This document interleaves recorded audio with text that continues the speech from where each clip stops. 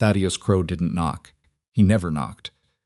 The door to Harlan Bellamy's front room swung open like he owned the place, because in his mind he already did. His boots hit the floorboards hard, deliberate, the kind of entrance a man makes when he wants everyone in the room to feel smaller before he's even spoken a word. He had a paper in his hand, not a letter, not a greeting. A number written in ink so dark it looked like a threat. He dropped it on Harlan's table without a word, then looked across the room at Clara like she was furniture he was considering moving. "Your boy out there," Crow said, tilting his head toward the window where Silas Rourke stood in the yard, hat in hand, sweat on his collar, his one bad season from begging. He smiled. It didn't reach his eyes. "Just thought you should know what kind of future your daughter's walking into." Clara didn't look at the paper. She looked at Crow. And something in the room shifted quietly, the way weather changes before anyone can name it. If you've ever watched someone you love be dismissed, like they were nothing reduced to a number on a stranger's table, then you already know what Clara felt in that moment. And if you've ever had to stand still and swallow it, you know exactly how much that costs. What would you have done? Before we go any further, if this is your first time here, take a second and hit that subscribe button. Stories like this one, about real grit and quiet courage, and the people history almost forgot, that's what this channel is built on. Hit the like button if you're already feeling something, and drop a comment telling me what city or country you're watching from. I want to see how far this story travels. Now let's go back to Briar Hollow and the morning that changed everything. Silas Rourke had rehearsed the words so many times the night before that he'd worn a shallow groove in the dirt floor of the bunkhouse just from pacing. He wasn't a man who talked much. That was both his best quality and his worst one, depending on the situation. Around horses, silence was a gift. Around people who needed reassurance, it could read like indifference. He'd borrowed a clean shirt from a man named Odell, who was 3 inches shorter in the torso and 2 wider in the shoulders, which meant the shirt fit the way a too small hope fits possible if you didn't breathe too deep. He'd polished his boots with the edge of his bedroll blanket. He'd combed his hair with water from the pump in his fingers, which was not the same as combing it with a comb, but it was what he had. He had $14.60 to his name. He knew exactly because he'd counted it 4 times. He had a horse, a good one, a roan mare named Cass, who'd carried him 300 miles over 2 years without a single thrown shoe that wasn't her fault. He had a saddle that was worth more than it looked because he'd replaced the tree and restuffed the panels himself. He had 2 pairs of pants, 3 shirts, counting the borrowed one, and the knowledge of how to fix most things that broke fences, roof lines, wagon axles, and occasionally, when pressed, his own dignity. What he did not have was land, or money, or any kind of future that would make a father comfortable handing over his daughter. He knew that going in. He went anyway. The Bellamy homestead sat on the east edge of Briar Hollow, where the valley widened just enough to let the morning light spread out before it climbed the ridgeline. Harlan Bellamy had built the main house himself, expanded it twice, and raised 3 children in it, 2 boys who'd gone north for work, and 1 daughter who had stayed, and, according to everyone in the valley who paid attention, quietly become the most capable person on the property. Clara Bellamy was 24 years old. She could ride anything with 4 legs and a heartbeat, kept accounts with a precision that made the banker in town slightly nervous, and had a way of watching people not rudely, not coldly, but with the steady patience of someone who wanted to understand a thing before forming a judgment about it. She was also, as Silas had noticed the first time he'd helped haul lumber to the Bellamy property 3 months prior, the kind of person who laughed at her own mistakes before anyone else got the chance to. That quality, more than anything, was what had settled the matter for him. He tied Cass to the post at the bottom of the yard. He straightened the borrowed shirt. He walked to the front door and knocked. Harlan answered. Harlan Bellamy was not a cruel man. That distinction mattered, and it should be stated plainly, because the story that follows is easy to misread if you forget it. He was a father who had watched the valley grind people down, men who started with ambition and ended with bitterness, women who started with love and ended with exhaustion. He had loved his wife. He had watched her work herself thin in a cold house with a leaking roof and not enough firewood. and a husband who was learning how to be a rancher at the same time he was trying to be a provider. He had sworn in the quiet of his grief after she was gone that Clara would not repeat that particular story. That was love, misapplied maybe, but love. He looked at Silas Rourke, on his front step, the too small shirt, the damp-combed hair, the $14 future in a man's eyes, and he felt something close to sorrow. "Come inside," he said. "Let's not do this in the yard." They sat at the kitchen table. Clara was already there, which surprised Silas. He'd half expected Harlan to send her to another room. Instead, she was sitting at the far end of the table with a cup of coffee, and an expression that was impossible to read, not cold, not warm, just watching. Silas said what he'd rehearsed. He said it badly in the wrong order, with the word "I" occurring probably too many times in the first two sentences. He talked about his intentions, his work history, his horse, and his belief that he could build something if given the chance. He mentioned land vaguely, because he didn't have a specific plan yet, just a direction. He said Clara's name once, directly, and when he did, he looked at her instead of her father, which was either a mistake or the truest thing he'd done all morning. When he finished, the kitchen was quiet. Harlan set down his coffee cup with the careful deliberateness of a man buying time to think. Then he said, "She's not a prize, son. I want to say that first. She's a person, and anything I say next, I need you to hear it that way." Silas nodded. "But I'm also her father. And what you've described to me is a life that starts with nothing and asks her to carry half of that nothing on her back." Harlan's voice wasn't unkind. That made it harder to argue with. "I've watched men come to this valley with good intentions and leave it broken. Some of them were better equipped than you." "I know," Silas said. "Then you understand why I'm not going to say yes today." "I do." Harlan nodded slowly. Then he turned to look out the east window for a moment, and when he turned back, his expression had shifted like he was about to say something he'd been holding for a while. "You know Ashwood Ridge?" Silas knew it.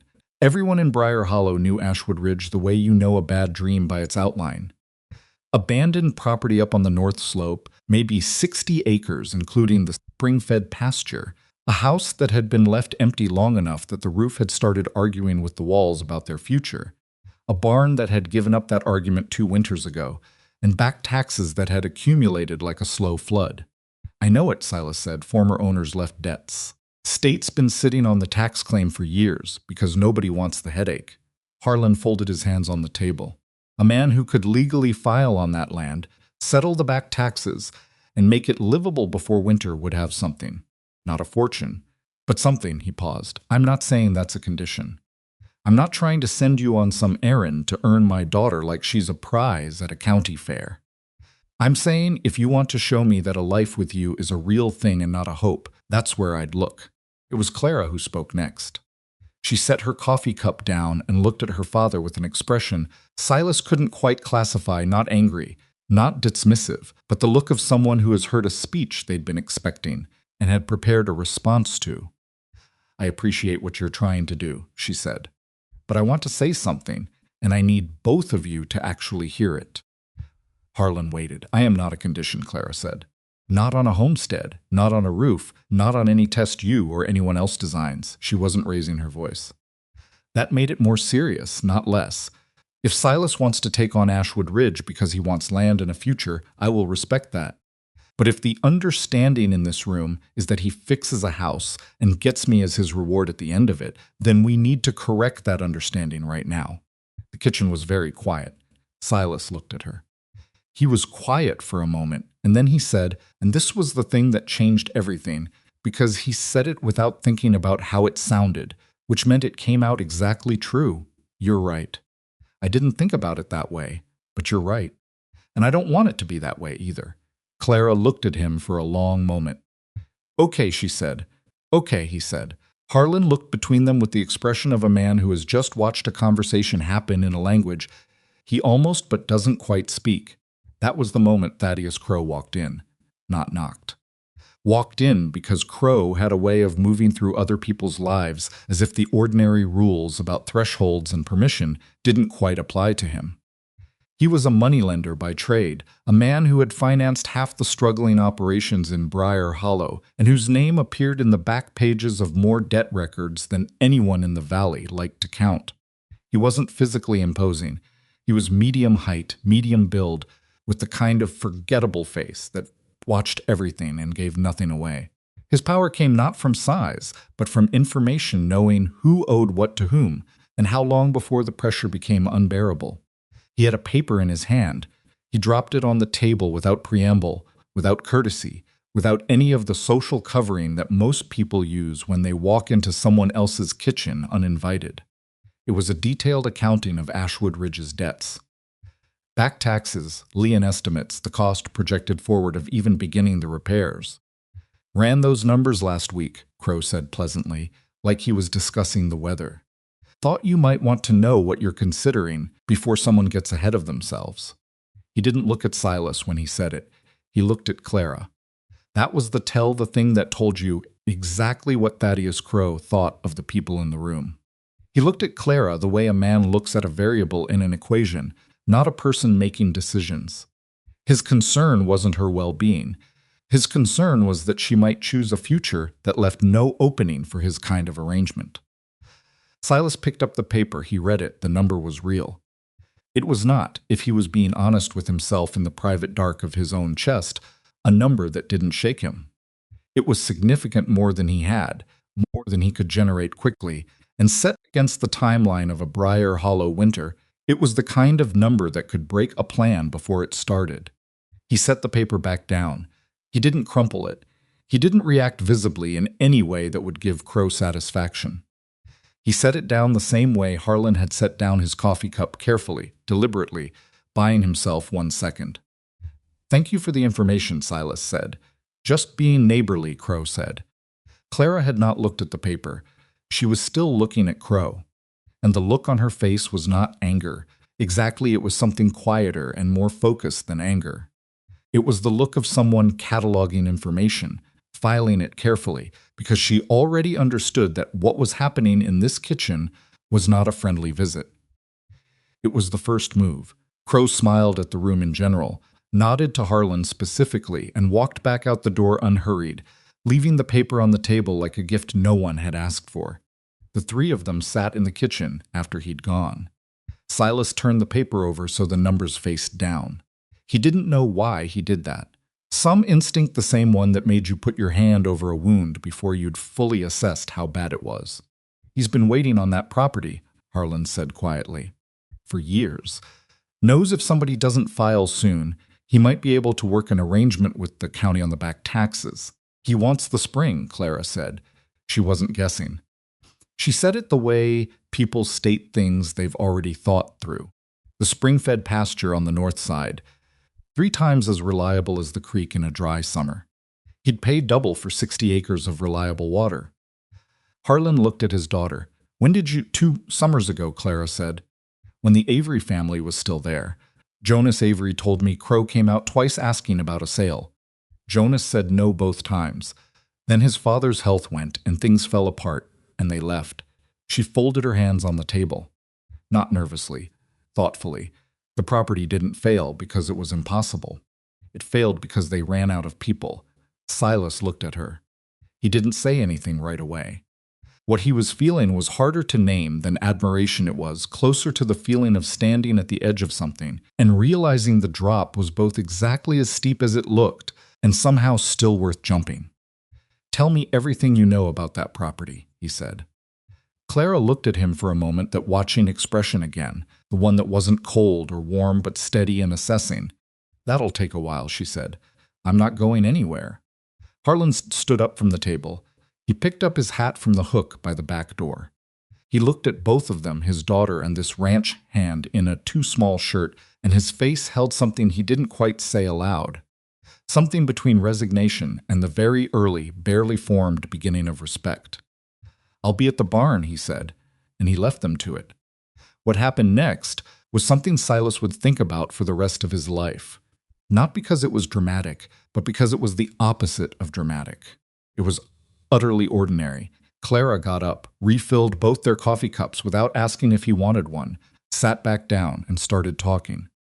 She talked about the Ashwood Ridge acreage, the spring, the eastern pasture, the condition of the well, the layout of the house, the history of the Avery family's debt, and the specific sequence of events that had allowed the back taxes to compound the way they had. She talked about it the way someone talks about a problem they've been quietly working on in the back of their mind for a long time, waiting for the right moment to take out and examine properly. Silas listened. He asked questions. Some of them were good questions. One or two were, he suspected, slightly dumb ones, and Clara answered those with the same directness she gave the good ones, which he respected. By the time the coffee was cold, they had the beginning of something that looked less like a romantic plan and more like a working partnership with feelings underneath it. That night, Silas rode out to Ashwood Ridge alone. He hitched Cass to the old post at the edge of what had been the front yard and walked to the house in the last of the evening light. The door was unlocked, or rather it had been so long since anyone locked it that the concept had become irrelevant. He pushed it open and stood in the doorway. The roof had 3 separate places where the outside had gotten in. The floorboards near the north wall had gone soft with moisture. The stone chimney leaned at an angle that suggested a conversation with a structural engineer would have been unwelcome. The east wall had a window, or the frame of a window, the glass having long since departed, and through it even now he could see where the morning light would come. He stood there for a long time in the half-dark. He thought about Crow's paper. He thought about Harlan's face. He thought about Clara's voice not performing patience, not performing strength, just actually both of those things, folded together into a person who had looked at an abandoned homestead's history and seen a problem worth solving. He was not a man who made promises easily, but standing in the ruined doorway of Ashwood Ridge, with the cold coming down off the ridge and the wood soft under his boots and everything that needed doing stretched out around him like a debt that had been building since. Before he arrived, Silas Rourke made himself a promise. Not to win, not to prove something, not to fix the house so he could collect his reward. To build something real alongside someone real, whatever that cost. Cass shifted at the post outside, impatient in the way of horses who know when a man's been standing still too long. He walked back out. He mounted up. He had $14.60, a horse, a saddle, a borrowed shirt, and the first clear direction he'd had in 3 years. It wasn't enough. He was going to start anyway. The county clerk's office smelt like old paper and regret, which Silas decided was fitting for a place where people went to officially record their worst financial situations. He'd ridden in before the office opened, tied Cass to the rail outside, and spent 20 minutes reading the notice board while he waited for the clerk to unlock the front door and stop looking at him like he was there to cause a problem. The clerk's name was Ferris. He was a thin man with ink-stained fingers and the careful movements of someone who had spent 20 years being responsible for other people's documents and had developed a corresponding anxiety about everything. He pulled the Ashwood Ridge file with the expression of a man retrieving something mildly unpleasant from a high shelf. Back taxes, Ferris said, laying the file open on the counter. 2 years accumulated. Previous owner's Avery family left without settling. State's been holding the claim, but there's a window to file for occupancy and tax assumption if someone wants to take it on. Silas looked at the number. It was not the same number Crow had dropped on Harlan's table. It was lower, meaningfully lower. Not comfortable, but lower. Crow ran me a different figure, Silas said. Ferris adjusted his glasses. He looked at the file. He looked at Silas. He said, "Carefully, mister. Crow sometimes projects forward, includes estimates for potential complications. Complications he might be planning to introduce?" Ferris said nothing, but he didn't deny it either, and in Silas's experience, a clerk who chose silence over contradiction was usually telling you something important. Silas spent almost everything he had that morning. He paid the first installment on the back taxes enough to establish legal intent and hold the filing, and walked out of the county office with $3.40 and a piece of paper that said, Ashwood Ridge was provisionally his problem to solve. He rode home not to a home, because he didn't have one yet, but to the bunkhouse at the Miller spread where he'd been working the past season. and where his agreement to keep sleeping in the corner while he got his situation sorted had been received with more patience than he probably deserved from the Millers, who were good people with limited extra space. He sat on the edge of the bunk with the paper in his hands and did the arithmetic that he'd been doing in his head all the way back from town, the way you keep recounting a number, hoping the answer changes. It didn't change. He had the land filing. He had no money left for materials. He had skills, tools, and a list of what the house needed that was long enough to be discouraging if he looked at the whole thing at once. He'd learned early from a man named Garrett who'd built fence lines across 3 counties and had the hands to prove it that the only way to work a list that long is to stop reading it as a list and start reading it as a sequence. You don't think about the whole fence. You think about the next post. The next post was lumber. He went to the Bellamy homestead the following morning, not because he'd decided to, but because he'd realized somewhere on the ride from town that Clara's knowledge of Ashwood Ridge was more detailed than anyone else's, and that riding past that resource out of pride was exactly the kind of thinking that had kept the property empty for 2 years. He found her behind the main house, working with a young horse that was being introduced to a saddle blanket for the first time. It was a bay colt, maybe 3 years old, with the particular brand of nervous energy that young horses get when they're experiencing something unfamiliar, not quite fight, not quite flight, just a sustained and exhausting in between. Clara was moving slowly. She'd lay the blanket near the colt's shoulder, let him feel it, pull it away before he could escalate.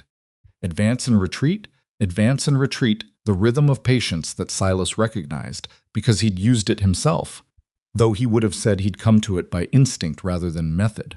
She didn't look up when he arrived, but she knew he was there.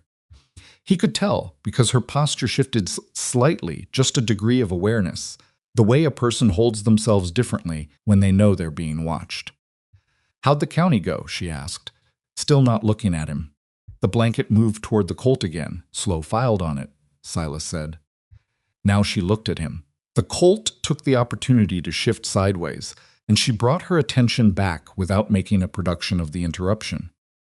"How much did it leave you?" he told her. She was quiet for a moment. "So you have land and no money, more or less. That's not worse than most starting points in this valley. Is that supposed to be reassuring?" "It's supposed to be accurate," she said. "Reassurance you can get from anybody. Accurate is harder to come by." He almost smiled. He didn't quite, because the situation didn't fully warrant it, but it was close. He told her what he needed specifically, what the house needed, in order of what would kill them first if left unaddressed. Roof, because winter. North wall, because the moisture was working its way into the floor joists, and if those went, the rest of the ground floor became a negotiation. The barn was a secondary concern, but not by much, because Cass needed somewhere to be that wasn't exposed. Clara listened. She asked 3 questions, all of them specific and practical. Then she said, "My father has a half-load of milled boards from the Morrison job last spring. Morrison paid him in lumber instead of cash because Morrison didn't have cash. My father accepted because the boards were quality, and he figured he'd use them eventually. He hasn't used them." Silas looked at her. "Would he sell them?" "He might trade them," she said it carefully. "You know fence work?" "Well enough. He's been putting off the south pasture fence for 2 seasons. His back won't let him work the post driver anymore, and he won't say that directly, so he just keeps not doing the fence." She pulled the blanket away from the colt before the animal's attention could drift into anxiety. "If you offer to work the fence in exchange for the lumber, he'll probably say yes. He'll call it something else, he'll say. It's a fair trade or a business arrangement, but he'll say yes." It was the second time in as many days that Clara had handed Silas something useful without being asked for it, without making him feel the giving of it. He noticed that, because it was not as common a quality as you might expect, and he was aware of his own inclination to be useful to people in ways that made the usefulness visible. Clara's usefulness had no such instinct. It was just offered. Like a tool set on a workbench, he made the trade with Harlan that afternoon. Harlan called it a business arrangement.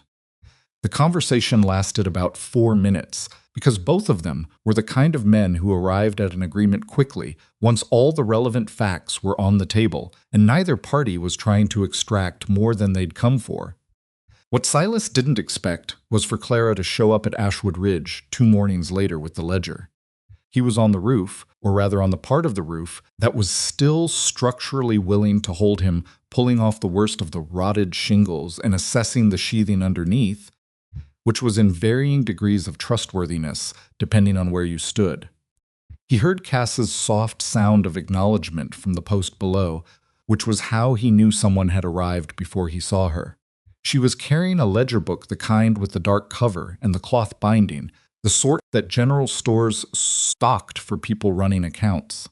She'd also brought a bag that turned out to contain bread, a small parcel of salt pork, and a jar of coffee that was still warm from the morning fire, wrapped in a cloth to hold the heat.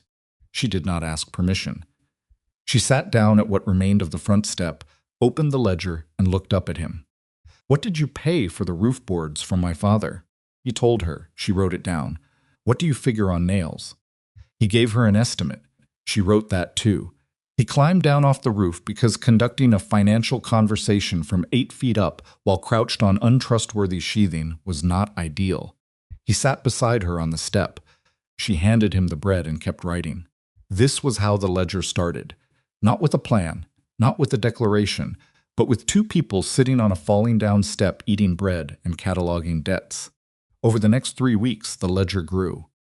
Clara came every morning that she could leave her own work, and sometimes when she couldn't, she sent the ledger ahead of her with notes she'd made the night before, questions she'd thought of, prices she'd confirmed in town.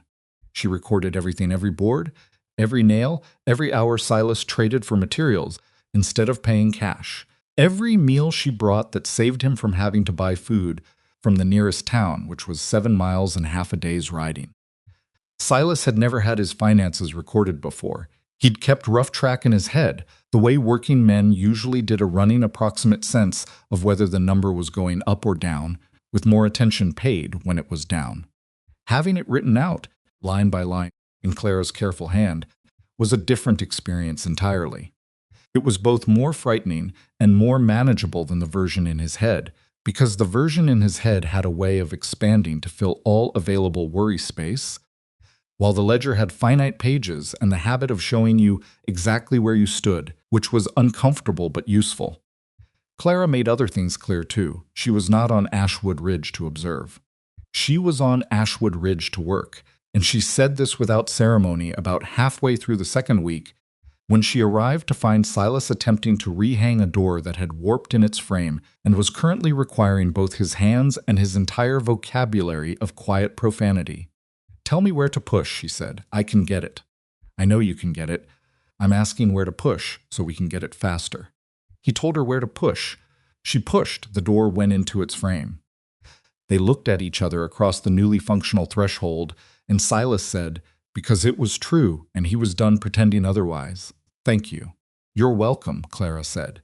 The east wall was the conversation that mattered most. They were 3 weeks into the work when Silas turned his attention to the interior layout, which walls to patch, where to focus the limited window repairs, how to organize the space so that the house functioned rather than just stood. He had a practical idea about where the main window should go, north-facing, he thought, because of the way the light would fall in the afternoon, which was when he usually thought about lighting, because morning light meant he was already at work. Clara looked at the north wall. She looked at the east wall. She said nothing for a moment, and he had learned enough about her silences by then to recognize the difference between the ones that were empty and the ones that were working. "The east wall," she said. "That's where the window should go." He looked at the east wall. It was the wall that would take the most work to restore the frame, was compromised in the upper corner. The sill had to be rebuilt from scratch, and the opening would require more structural support than the north wall because of the way the roof load distributed. He ran through the math quickly and didn't like the numbers. "East is harder," he said. "I know it's harder. It's still right." She turned to face him. Not confrontationally, just directly, the way Clara faced most things. "Morning light. East light is morning light. And morning light is when I do accounts, when I write letters, when I'm trying to think clearly about things that need clear thinking. North light is good for some work, but it's flat. East light has angle to it. It changes. She paused, also a wide table under that window. Wide enough for the ledger and the bread, and whatever else needs to be on a table in the morning. Silas looked at the east wall for a long time. He thought about the structural problem. He thought about the hours. He thought about the cost in materials to do the window frame properly versus what it would cost to put a decent window in the north wall and call it done. Then he stopped doing that arithmetic and did a different one. He thought about the kind of home that got built when one person made all the decisions about it. He thought about what that said about who the home was for. East wall, he said, wide table. Clara nodded. She opened the ledger and made a note. He rebuilt the east wall frame over the following 4 days. It was hard work, harder than the north wall would have been, and he made 2 mistakes in the upper framing that cost him time and one length of board he couldn't entirely afford to waste. But when the frame was in and the opening was plumb and square, the proportions of it were right in a way he couldn't have predicted from the plans, but could see clearly from standing inside the room, looking out. The morning light, on the first full day after the window frame was set, came through the opening at the angle Clara had described. It wasn't glass yet, just the opening, but the angle was there, falling across where the table would be, illuminating the far corner of the room in a way the north wall never would have managed. Silas stood there in the early morning before she arrived and let himself feel, for just a moment, that the work was going in the right direction. That feeling did not last unchallenged. The storm came in the 3rd week of work, which was earlier than any storm had a right to arrive in Briar Hollow, and later than the darkening eye had been threatening for 3 days. Silas had been watching the clouds and working faster, which was the appropriate response, but not sufficient given how quickly the weather moved when it finally committed. It hit on a Tuesday afternoon. By the time Silas understood it wasn't going to hold off until evening, he'd already gotten the lumber for the day's work up onto the roof, and the old section he'd torn away was gone, leaving a section of open rafters covered with nothing but the first layer of new sheathing and a tarp that had been old when he bought it secondhand and was not going to hold. He got the tarp secured on 3 sides before the wind made it a genuine argument. The 4th side, the east-facing edge, which was the largest and the heaviest to work, pulled loose from his grip twice before he got it anchored, and in the interval between the first and second time, enough rain got in through the open rafters that the east wall frame he'd spent 4 days building took the kind of soaking that makes new wood want to move. He didn't know Clara had come until he came down off the roof and found her in the doorway, dry from the ride under her oilskin but muddy at the hem, holding the ledger wrapped inside the oilskin and looking at the east wall with an expression he'd not seen on her face before. It was close to what he might have called grief, if he was being honest about it. Not dramatic, Clara was not dramatic, but the particular kind of quiet that comes over a person when something they cared about takes a hit. The frame, she said. It might be all right, he said. Which was not a lie exactly. It was possible, but it was also the kind of thing you say when you haven't assessed it yet because you don't want to assess it. They assessed it. The top corner had moved. Not catastrophically, not enough that the whole frame had to come out, but enough that the window opening was no longer perfectly plumb, and the gap on the upper left side would have to be addressed before glass went in. Additional board, additional time, additional costs that the ledger did not have slack to absorb without adjusting something else. Silas stood looking at it with the particular feeling of a man who has done good work that has just gotten hit by something outside his control, which is one of the worst feelings in construction work, because there's no one to blame and no action to direct the frustration toward. Clara opened the ledger. She sat down on an overturned crate, one of several they'd been using as temporary furniture, and started writing. Not frantically, deliberately, the way she did everything. "If we skip the barn interior work until spring," she said, "and I take on the Morrison account my father's been avoiding, because Mrs. Morrison is difficult. She's not that difficult. She just wants someone to actually look at her numbers. That's enough to cover the corner repair and the glass." She paused. Probably, Silas repeated. Most good plans have a probably in them somewhere, Clara said. Plans without probably are usually just wishes. He sat down on the other crate. The rain was still working at the tarp above them, but the immediate crisis was controlled, the roof mostly sealed, the damage documented and calculable. Calculable was manageable. Calculable you could plan around. I keep thinking, Silas said, and stopped, and then continued because he'd found that with Clara, stopping in the middle of a thought usually resulted in being weighted out rather than filled in, which was its own kind of pressure. I keep thinking about what I came here with, which was almost nothing. And I look at what we've put together in 3 weeks, and it's more than I could have done alone, by a significant amount, and I don't know how to account for that in a way that feels fair to you. Clara looked up from the ledger. She looked at him the way she looked at things she was genuinely trying to understand, without impatience and without performance. I'm not keeping a separate ledger on that, she said. Clara, I'm not. I'm here because I want to be here. Not because you convinced me it was wise, or because my father approved of it, or because someone decided it was appropriate. She closed the ledger and held it in both hands. I'm here because I looked at this problem, and it was interesting to me. The house, the finances, the whole situation. It's an interesting problem, and I'm good at problems, and it matters what happens to it. A pause. You happen to also be here, and I don't regret that either. But don't make it sentimental in a way that turns my contribution into a gift I gave you. It's work I chose. Silas was quiet for a long moment. Okay, he said. Okay, she said. Outside, the rain was settling into the steadier rhythm that meant the worst of it was past. Inside the half-built house on Ashwood Ridge, 2 people sat on overturned crates in the aftermath of a storm with a ledger between them and 4 days of work to redo on the east wall, and neither of them thought the situation was hopeless. That was the week Thaddeus Crowe made his first direct approach to Silas. He appeared at the property line one afternoon not inside the fence, technically, because there wasn't a complete fence yet, but at the edge of what any reasonable reading of the filing would consider Silas's ground, standing beside his horse with his hands in his coat pockets and the expression of a man who had nowhere particular to be and all the time in the world not to be there. Good progress, Crowe said, looking at the house. He said it the way you might comment on a child's drawing, acknowledging effort without committing to quality. Silas kept working. He was trimming a replacement section for the east wall frame corner, and the work required attention. Didn't hear you ride up, he said. I ride quietly. Crowe's eyes moved around the property. Not casually, with the specificity of someone who'd already calculated what was here and was now confirming the calculation. How are you sitting on capital? Fine, Silas said. Because I've been thinking, Crowe said, with the tone of a man who would like you to believe his thoughts are gifts he's offering freely, that this property has potential, the spring especially. The spring-fed pasture on the North 40 is worth 3 times what the rest of this acreage is worth, and any man who understood land value would tell you that the smart play is to clear the debt pressure on the house portion and let someone else. Not interested, Silas said.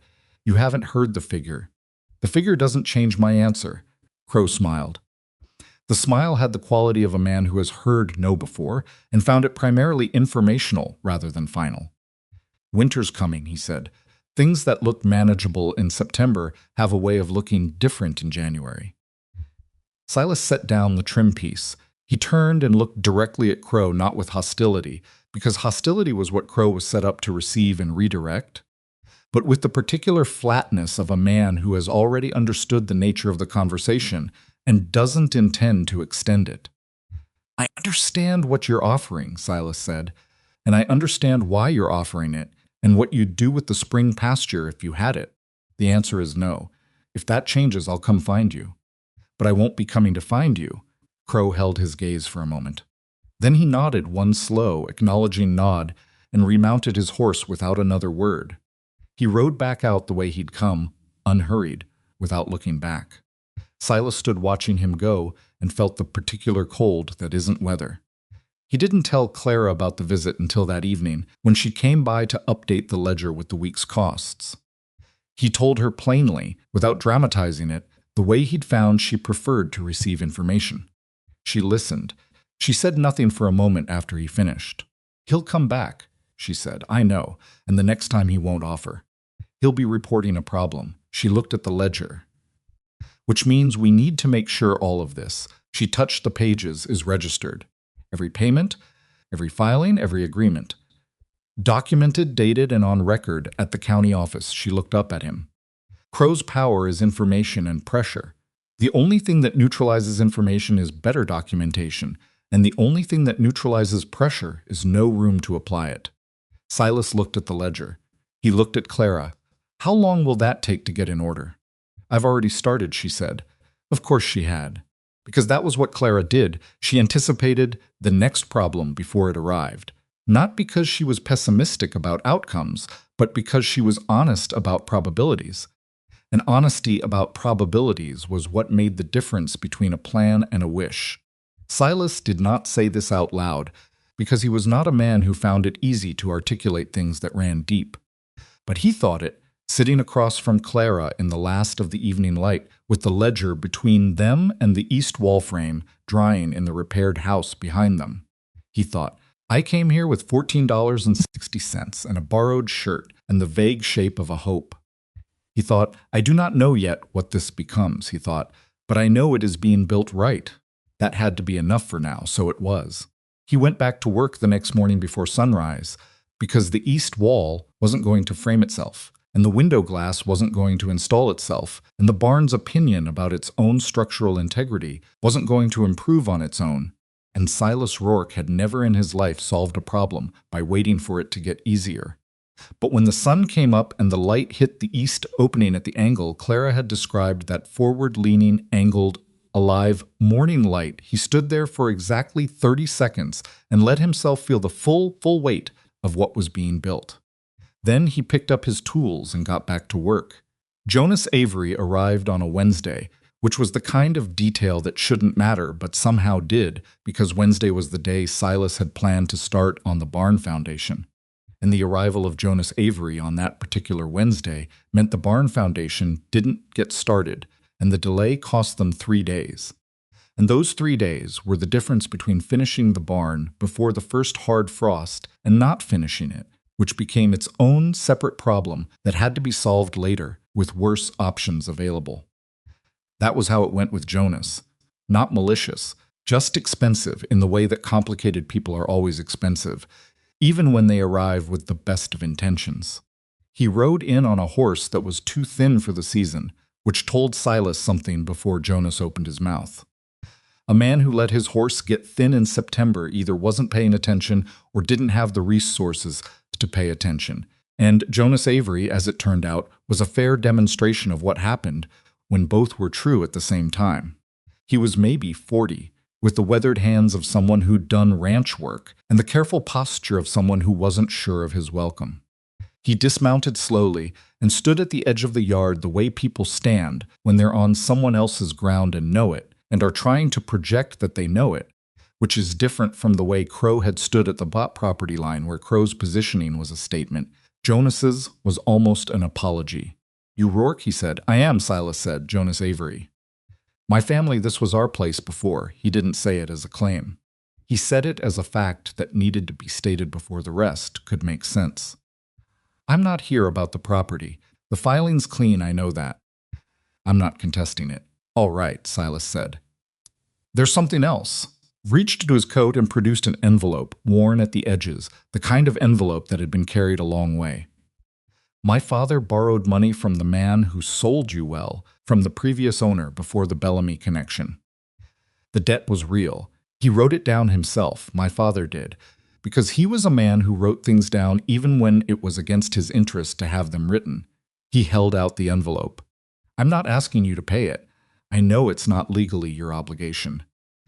I wanted you to know it existed, because the land changed hands, and the debt got buried with everything else that went wrong, and my father wouldn't have wanted it buried. Silas took the envelope. He didn't open it. He looked at Jonas Avery, the thin horse, the worn envelope, the careful posture, and he felt the particular discomfort of a situation that had no clean answer. Legally, Jonas was right. The debt wasn't Silas's obligation. The land transfer had cleared all recorded liens, and an unregistered personal debt between two private individuals was not something a court would require him to address. Morally, it was a harder question. He said, "Come inside," and then immediately regretted saying it because inside was still a construction zone and currently contained two sawhorses, a pile of shingles that hadn't found their final location yet, and a window frame leaning against the east wall waiting for glass that was arriving Thursday. But Jonas came inside without commenting on any of it, and they sat on the overturned crates that had become the de facto furniture of Ashwood Ridge, and Silas opened the envelope. The debt was for $60.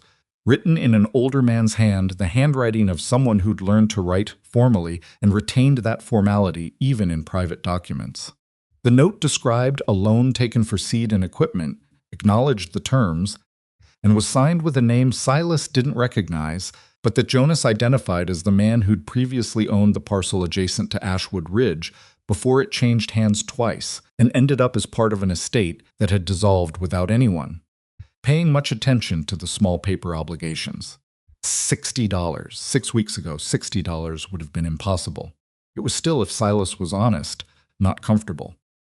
But the ledger existed now, and the ledger had a column for honest accounting of all liabilities, and the ledger's existence meant he could at least look at $60 as a number rather than as a catastrophe.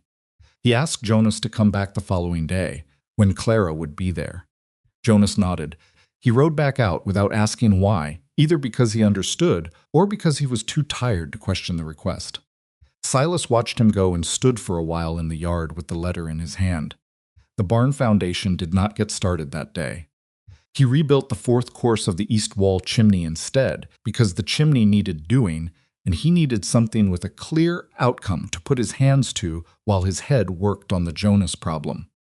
He didn't fully understand until Clara arrived the next morning and he watched her face go through the letter, how much he'd been waiting for her read on it.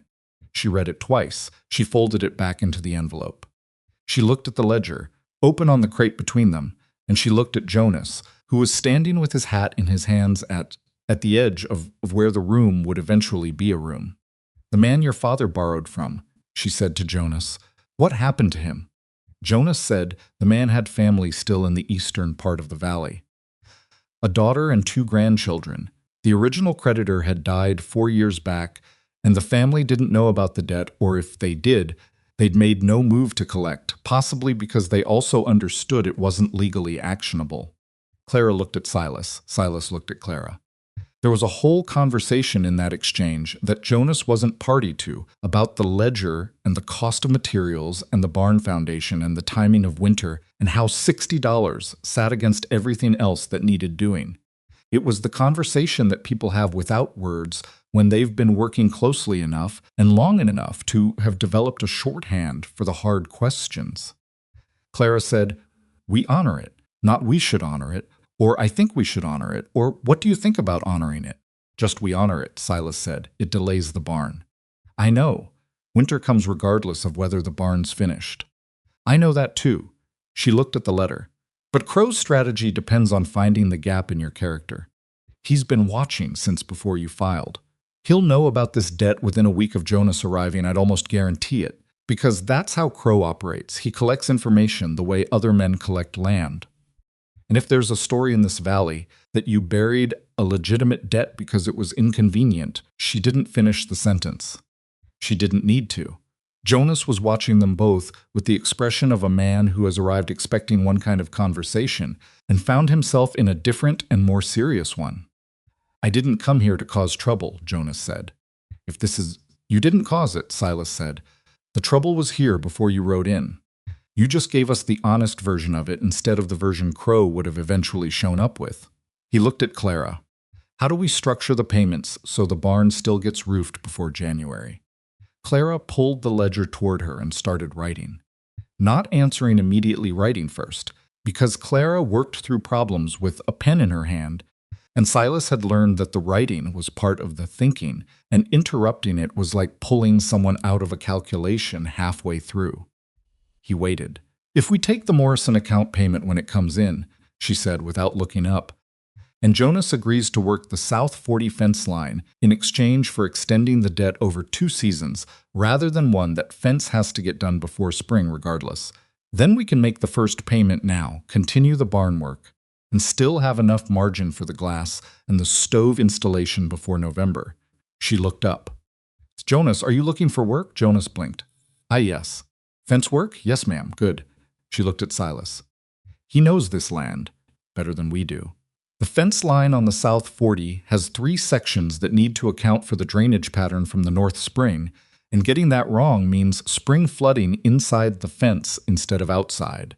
That knowledge is worth something. She made a note. We pay the first installment on the debt. Today, Jonas works the fence, starting Monday. We record the arrangement in the ledger and file a copy at the county with Ferris. Jonas looked at her with an expression Silas recognized, because he'd had it himself, the expression of a man who came in expecting difficulty and found, instead, someone who had turned the difficulty into a plan before the conversation was fully over. Why would you? Jonas started. Because your father's debt was real, Clara said simply. And because a valley where people honor real debts is a valley worth building something in. She closed the ledger. Monday morning early. Bring your post tools. That was how Jonas Avery became part of Ashwood Ridge, not through sentiment, not through charity, but through Clara Bellamy's habit of solving problems by finding what was useful inside them and building from there. Silas watched the whole thing and felt, alongside the relief, a complicated and private kind of gratitude that he didn't know how to express without it, sounding like he was making her contribution smaller than it was. So he didn't try. He just helped Jonas settle his horse in the partial barn and got back to the foundation work before the morning was entirely gone. The black gelding came into the story 2 weeks later, which was 2 weeks after the Jonas situation had settled into a workable arrangement, and 1 week after the first real cold had come off the ridge to remind everyone in Briar Hollow that October in this valley was not a month for optimism about scheduling. Bennett Slade was the wealthiest rancher on the western slope, not from any particular genius, but from the compound effect of having started with more than most people and having made few enough mistakes that the head start compounded over time. He ran good stock, employed reliable hands, and had a reputation for paying what he owed, which in Briar Hollow counted for a great deal. He also had in his east corral a horse that was becoming a problem. The gelding was black, 6 years old, 17 hands, and had been purchased from a breeder in the north for more money than most working ranchers saw in 2 seasons. He was also, according to every cowboy Slade had employed, unrideable. Not in the technical sense he could be ridden. Brief, if by riding you meant staying on while he worked through his full catalog of objections. In the practical sense, he was burning through Slade's patience and his hand's confidence, and the patience of anyone who came near the East Corral hoping to accomplish anything. The cowboys called him Wreck. The name was not affectionate. Silas heard about the horse from Odell, the same man whose shirt he'd borrowed, on the day he'd ridden to the Bellamy homestead, which felt like several years ago now, but was in fact only about 2 months. Odell worked seasonal hands for Slade and had been present for 2 of Wreck's more spectacular disagreements with human intention. "Man's going to sell him for meat if somebody doesn't fix it," Odell said. "And that'd be a waste, because the horse isn't mean. I've seen mean horses, that one's scared." Clara was there when Odell said this. She and Silas had been eating their noon meal at the half-built table under the east window. The table was boards on sawhorses, but the window frame was in, and the angle of the autumn light came through it exactly the way Clara had said it would. And they'd gotten into the habit of eating there when the weather permitted, because the light made the meal feel like more than it was. She looked up from her bread. "What does he do specifically?" she asked. Odell's described it. The horse was manageable at liberty, manageable on a lead, manageable up to the point where a saddle came near him, at which point he became, in Odell's description, an argument with 4 legs. He'd put 2 of Slade's hands on the ground, not out of aggression, but out of the kind of panicked escalation that happens when an animal has learned to associate a specific experience with pain and hasn't been shown any reason to believe this time is different. Clara was quiet for a moment. "What do you know about how he was started?" she asked. Odell said he didn't know much, The horse had come from a breeder who had a quantity operation, a lot of horses, not a lot of time per horse, which sometimes produced serviceable animals and sometimes produced animals who'd been pushed through training fast enough to create problems that didn't show up immediately. Clara nodded slowly. She looked at Silas. He looked back. "Don't," he said. "I haven't said anything. You're thinking it loud enough." She didn't argue with that. She looked back out the east window, which still had no glass but had good proportions, and she was quiet for a moment in the way that meant she was not actually reconsidering. She was just deciding how to say what she'd already decided. "If I could get a meeting with Slade," she said, "and look at the horse, just look at him. I'm not saying anything beyond that." "Clara, Silas." He looked at her. She looked at him. This was one of the places where they were not yet fully fluent in each other, where his instinct to protect and her certainty of her own capability met and created friction that neither of them fully knew how to navigate. He was not wrong to be concerned. She was not wrong to be confident.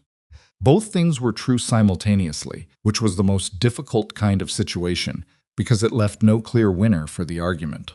He said, "Finally, if you go, I go." "That's fine," she said. "But I do the talking about the horse." Agreed.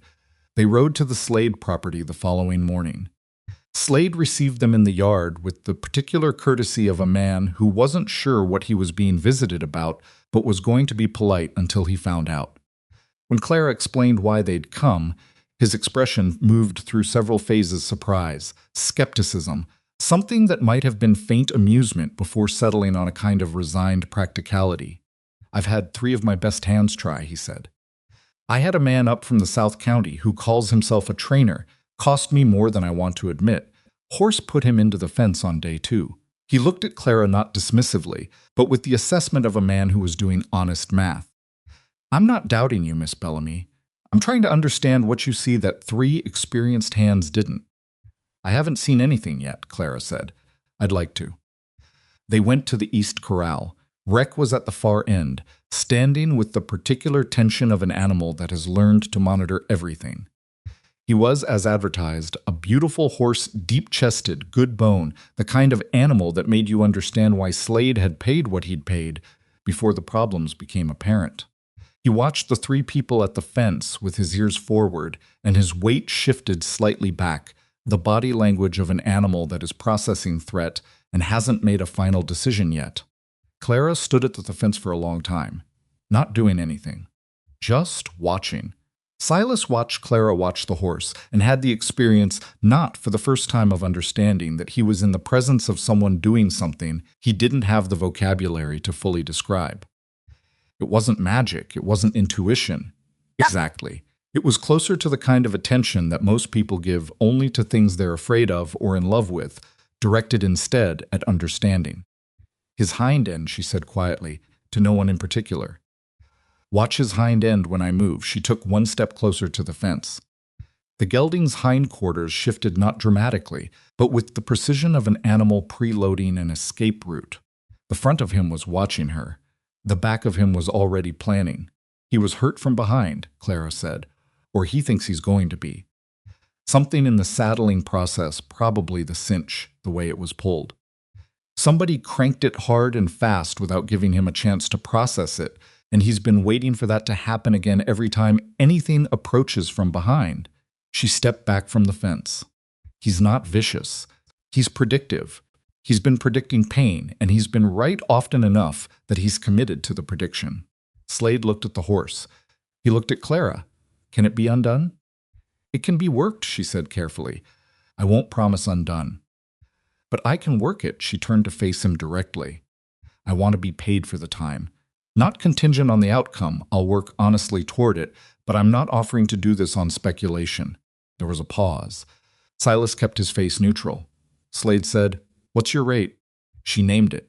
Another pause. Then Slade said, "If the horse is rideable by the 1st of November, I'll double it."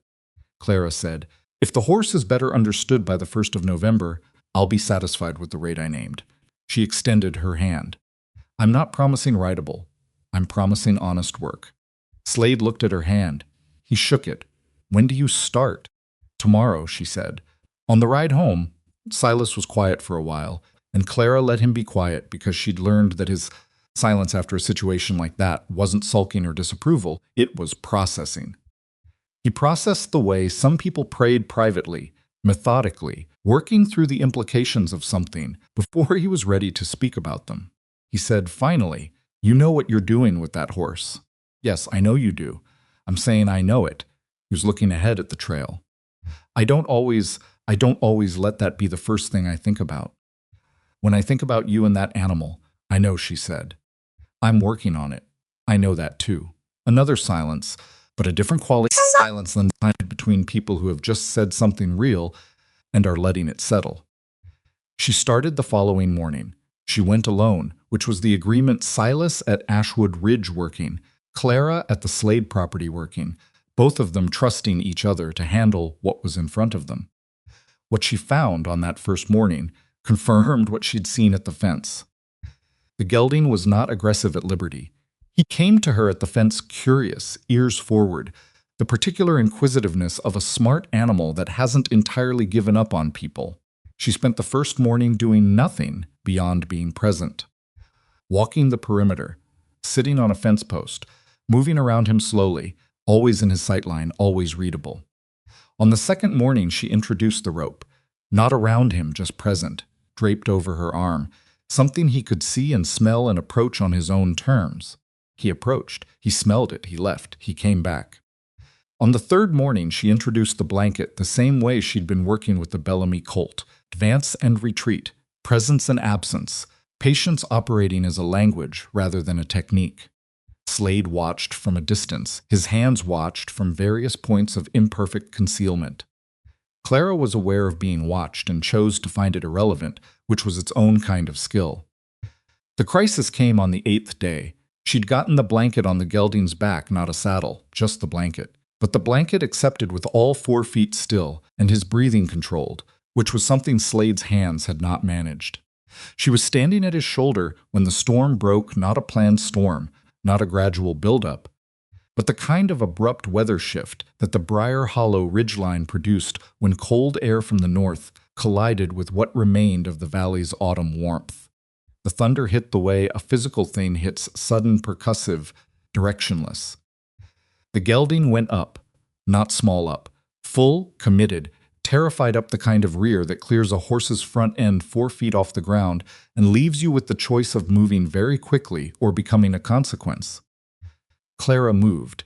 She'd already moved before she consciously decided to, which was the only reason she was still on her feet when the gelding came down, spun, hit the fence on the south side of the corral hard enough to shake the posts.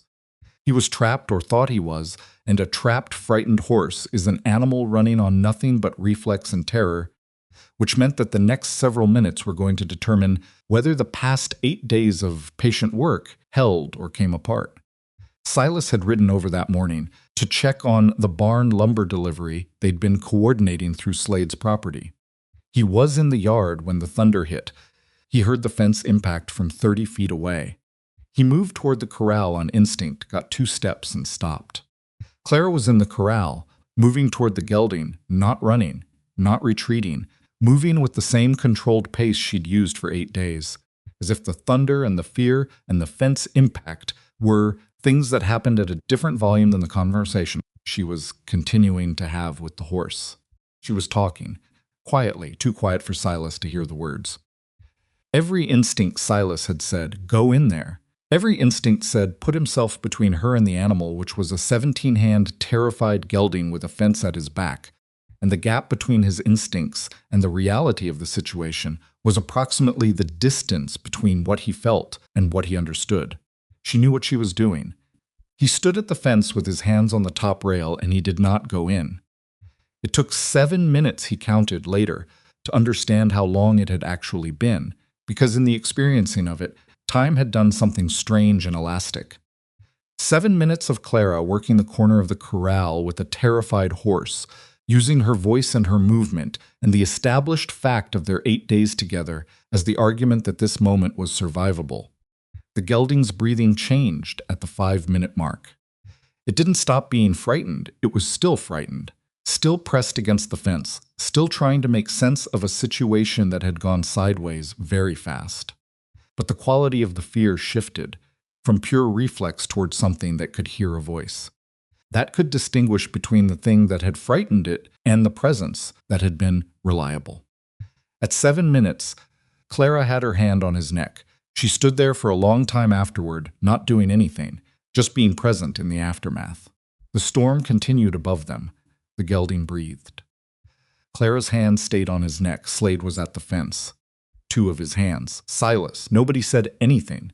When Clara finally came out of the corral, she was not shaking, or rather, Silas suspected she was, finally, in the way the body processes an adrenaline event after the fact, but not in a visible way, and not in a way she was going to acknowledge in front of anyone, including him. He said nothing. He handed her the water canteen from his saddlebag. She took it. She drank. Slade said quietly, "I've been running horses for 30 years. Clara said nothing. "I have not seen that before," Slade said. "He's not vicious," Clara said. Her voice was steady. "He never was." Slade nodded. He looked at the gelding, now standing quietly in the center of the corral, head down, breathing slow. "What happened to whoever trained him wrong? Probably moved on to the next horse," Clara said. "That's how it goes." She didn't say it with bitterness, just as fact. The world contained people who moved through it doing damage they didn't entirely recognize, and recognizing that fact was not the same as excusing it. Silas walked back to where she was standing. He stood beside her, not between her and the corral, not in front of her, just beside her, shoulder to shoulder, looking at the horse together. He said, "You okay?" She considered the question seriously, which was her way. "Yes," she said, shaken a little. "But okay. Good," he said. He did not say, "I should have been in there with you." He did not say, "I was scared watching that." He did not say any of the 10 things his instincts had been generating for the past 7 minutes, because none of them were about her, they were about him, about his fear, his helplessness, his wanting to have been the one between her and the danger. And she had not needed him to be the one between her and the danger. She had needed him to stay at the fence and trust her. He had stayed. He had trusted her. He was beginning to understand. One of the actual ways you loved someone, not by removing the hard things from their path, but by staying present at the fence while they walked through the hard thing themselves, and being there when they came out the other side. They rode back to Ashwood Ridge that evening in the last of the gray light. Jonas had finished the southeast section of fence and left a note on the step in handwriting that was careful in the same way Jonas was careful about everything apologetically thorough. Clara took the note and added his work hours to the ledger. It was only when she opened the ledger to the back page, the page she used for miscellaneous notes and cross-references, that they found it. Not a threatening letter. Nothing dramatic. A folded piece of paper that had been tucked into the back cover, which meant someone had been inside the house, inside the working space where the ledger lived, and had left it there deliberately. Silas picked it up. It was an old survey document. Or a copy of one the edges were too clean, too fresh for the document to be as old as its content suggested. It showed the original survey of the Ashwood Ridge property from before the Avery family's time, with the boundary lines drawn in careful ink. The spring was marked. But the survey line, the eastern boundary of the original property, ran approximately 40 feet to the west of where Silas had understood it to run, based on the county records he'd filed against. If this survey was accurate, the spring did not rise on Ashwood Ridge land. It rose on the adjacent parcel, which was or had been Jonas Avery's family's land. Silas set the paper down on the table.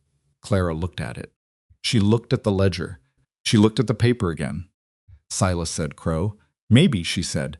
"Who else leaves a copy of a survey in someone's ledger without knocking?" She didn't argue that. She was looking at the survey line with the expression she used for problems, not the frightened kind of looking, not the angry kind, but the focused, working kind, the kind that preceded a plan. "The question," she said, "is whether this survey is accurate or convenient." "Can we find out?" "Yes," she said, "but not tonight." She closed the ledger. She set the survey on top of it.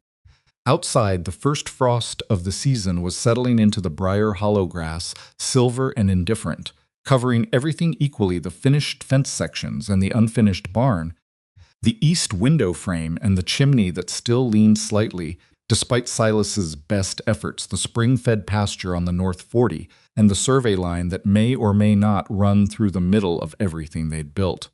Silas looked at Clara in the lamplight. She looked back. "What do we do?" he asked. She picked up the ledger and held it with both hands.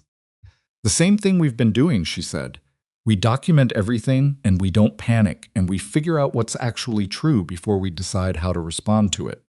It was the right answer. He knew it was the right answer. He also knew that knowing the right answer didn't make the cold coming in through the unglassed window frame any warmer, or the survey line any less present on the table between them, or the work of the past 2 months any less real and any less at risk from something none of them had seen coming. But the ledger was in Clara's hands. The documentation existed. The debt was being honored. The fence was going in. The horse had been spoken to in a language it could understand. They had been doing everything right. That had to count for something when Crow made his next move. It would count for a great deal more than he was expecting. The survey sat on the table under the east window for 3 days before Clara took it to town. Not because she was avoiding it, because she was being methodical, which was different.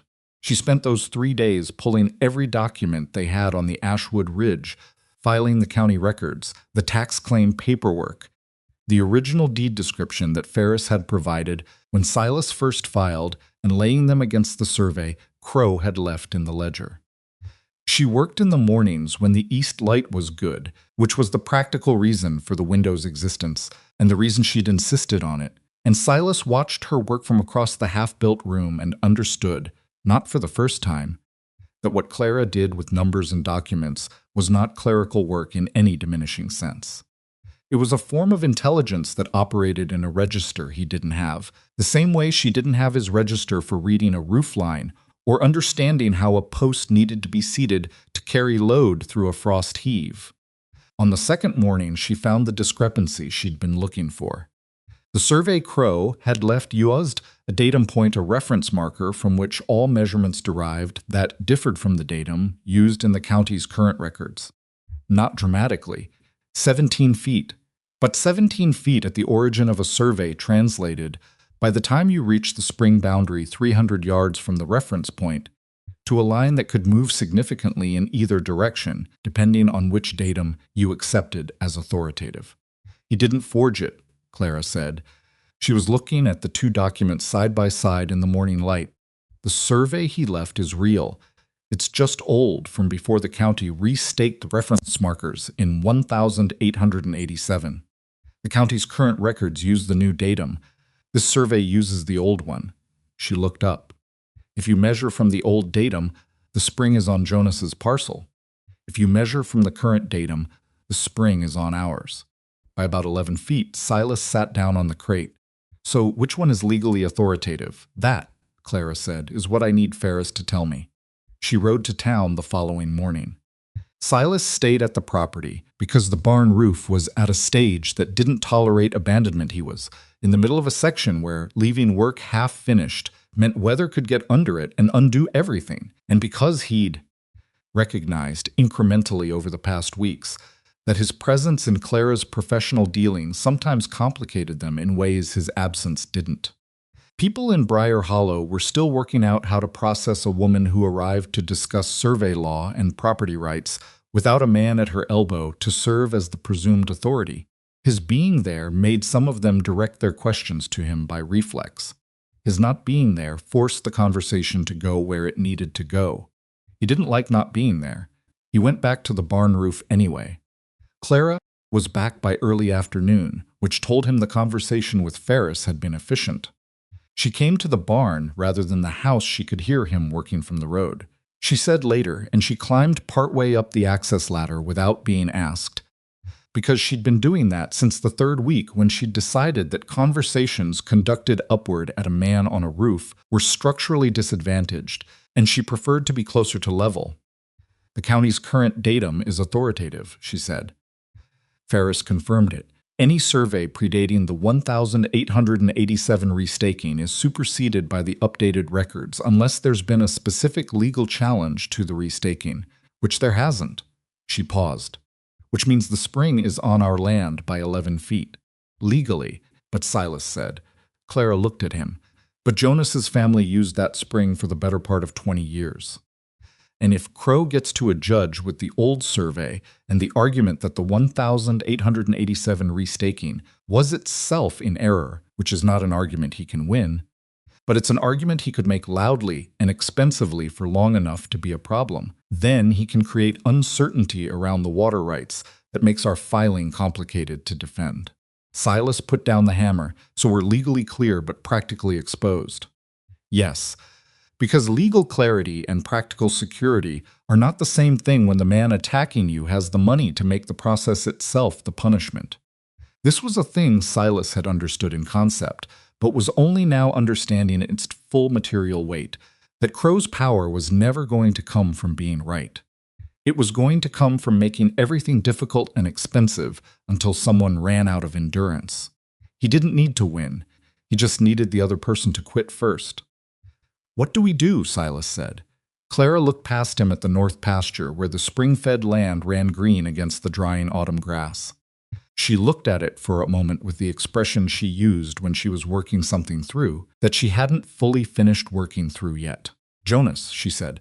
"What about Jonas? Jonas is the only party Crow can use as a lever. If the old survey has any claim to legitimacy, it's in Jonas's name, his family's parcel, his family's historical use of the spring, his signature on anything Crow gets him to sign." She turned back to Silas. "But Jonas has been working our south fence for 2 weeks. He knows us. He knows the debt situation. He knows we honored his father's obligation when we didn't have to." She paused. "I want to bring him a proposal before Crow brings him a different one." Silas was quiet a moment. "You think Crow's already talked to him?" "I think Crow left that survey in our ledger 4 days ago. That means he's been moving for at least that long. Jonas is the obvious next approach." Her voice was level. "We need to get there first." They talked to Jonas that evening at the property line where he'd been working, in the last good light before the cold came down off the ridge. Jonas was tamping a post when they arrived, and he kept tamping until it was seated, because Jonas was the kind of man who finished what he was doing before he addressed what was new, which Silas respected. Clara laid it out plainly. The survey, the datum discrepancy, the legal status, the risk Crow represented, and the proposal she'd been building in her head since the conversation with Ferris. Jonas listened without interrupting. He was good at listening better than most people, with the particular quality of attention that comes from having spent years being the person nobody expected to have the most useful thing to say. When she finished, he was quiet for a moment. "Crow came to see me Tuesday," he said. Clara and Silas exchanged a look. "What did he want?" Silas asked. "Same thing he always wants. He framed it as concern for my family's historical rights. Said the spring was rightfully mine by the old survey, and that he could help me pursue a legal claim." Jonas set down the post driver. "He had papers, looked official enough to be confusing." "Did you sign anything?" Clara asked. "No." Jonas looked at her steadily. "I told him I'd think about it, which is what I say when I need time to understand what's actually being offered." A pause. "He's not trying to help me. He wants the spring, and he wants to use my name to complicate the title long enough to get leverage." "I know that. I knew it Tuesday." The relief in Silas's chest was substantial enough to be physical. "Jonas," Clara said, "what I'm proposing is a recorded shared water agreement. Not a dispute, not a claim, an agreement. Drafted, filed, and permanent. It says the spring rises on Ashwood Ridge land under current survey authority, and it also says that your parcel has permanent access rights to the spring trough and the historic access route. In perpetuity, no consideration required, because your family used that water for 20 years, and that history is real, even if the old survey line isn't legally current." Jonas looked at the document she was holding out. She'd drafted it the previous night, in the careful handwriting that appeared in the ledger, and it was 2 pages of plain language that said exactly what it needed to say and nothing it didn't. He read it. He read it again. "This gives me everything I had before," he said. "Yes, and it gives Crow nothing. Correct, because there's no dispute for him to exploit. 2 parties with legitimate interests came to a voluntary agreement and recorded it. There's no gap for pressure to enter." Jonas looked at the document for a long time. "My father would have wanted something like this," he said finally. Not sentimentally, just as accurate information about a man he'd known. I know, Clara said. Will you sign it? Yes, Jonas said. And I'll come to the county office myself and stand there while Ferris stamps it. So there's no question about whether I understood what I was agreeing to. They rode to town together 2 days later, Silas, Clara, and Jonas, 3 abreast on the main road, which was not a common sight in Briar Hollow and generated the kind of attention that small valleys generate for anything slightly outside ordinary.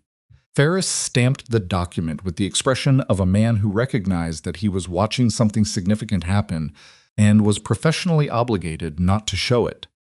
Crow's response came 4 days later. He didn't come in person this time.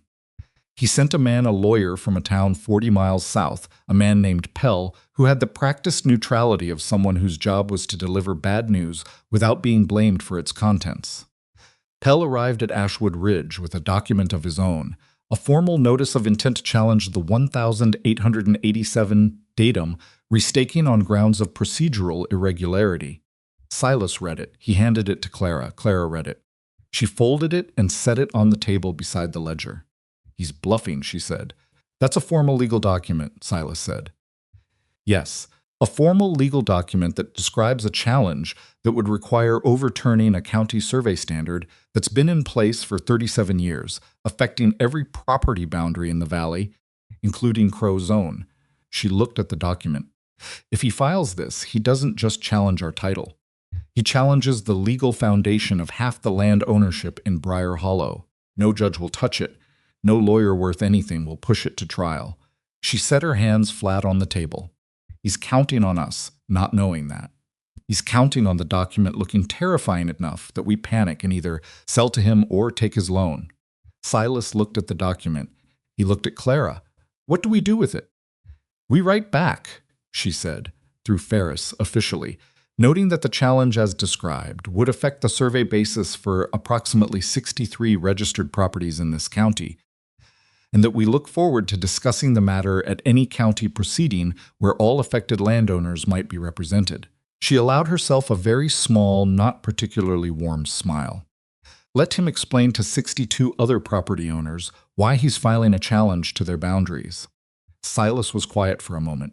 You thought of that before he sent Pell. I thought of it when I understood what the datum argument was, she said.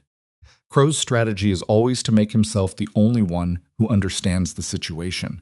The response to that is to make sure everyone understands it. He looked at her in the lamplight, the same light that had been in this room for 2 months, the same cold coming through the not yet glazed window, the same unfinished edges on everything. And he felt, alongside the practical relief, something that was harder to name, but that he recognized as important.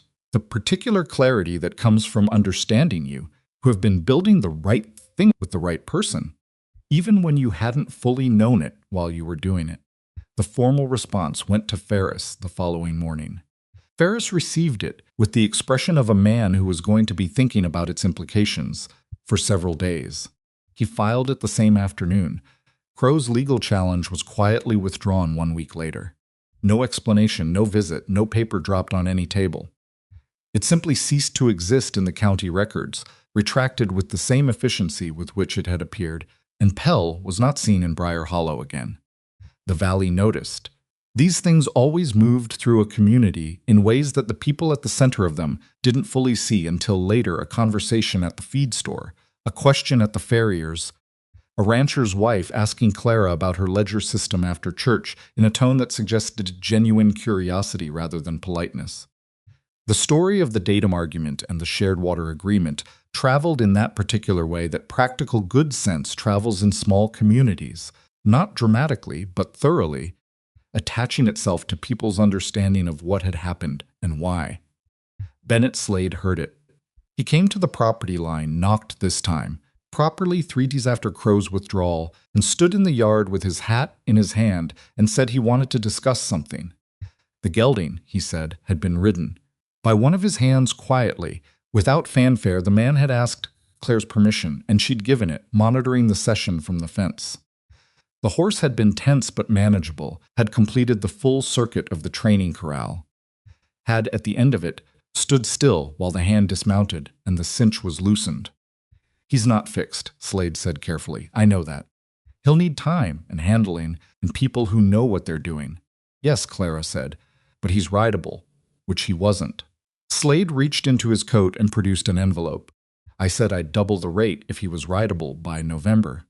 I told you not to make that contingent. You told me you weren't promising rideable. I made a separate determination about what I'd pay if it happened. Slade held the envelope toward her. That's between me and my own word. It's not contingent on yours. Clara looked at the envelope. She looked at Slade. She took it. Thank you, she said. I've been running this valley for a long time, Slade said. He seemed to be working towards something, choosing words with more care than usual. And I'll tell you something honestly. I've had good hands come through. Good horsemen. I've seen people work difficult stock in ways I respected. He paused. What you did in that corral in the storm, that wasn't just competence. That was something different. I don't have the exact word for it. He settled his hat back on his head. But I wanted you to know I saw it.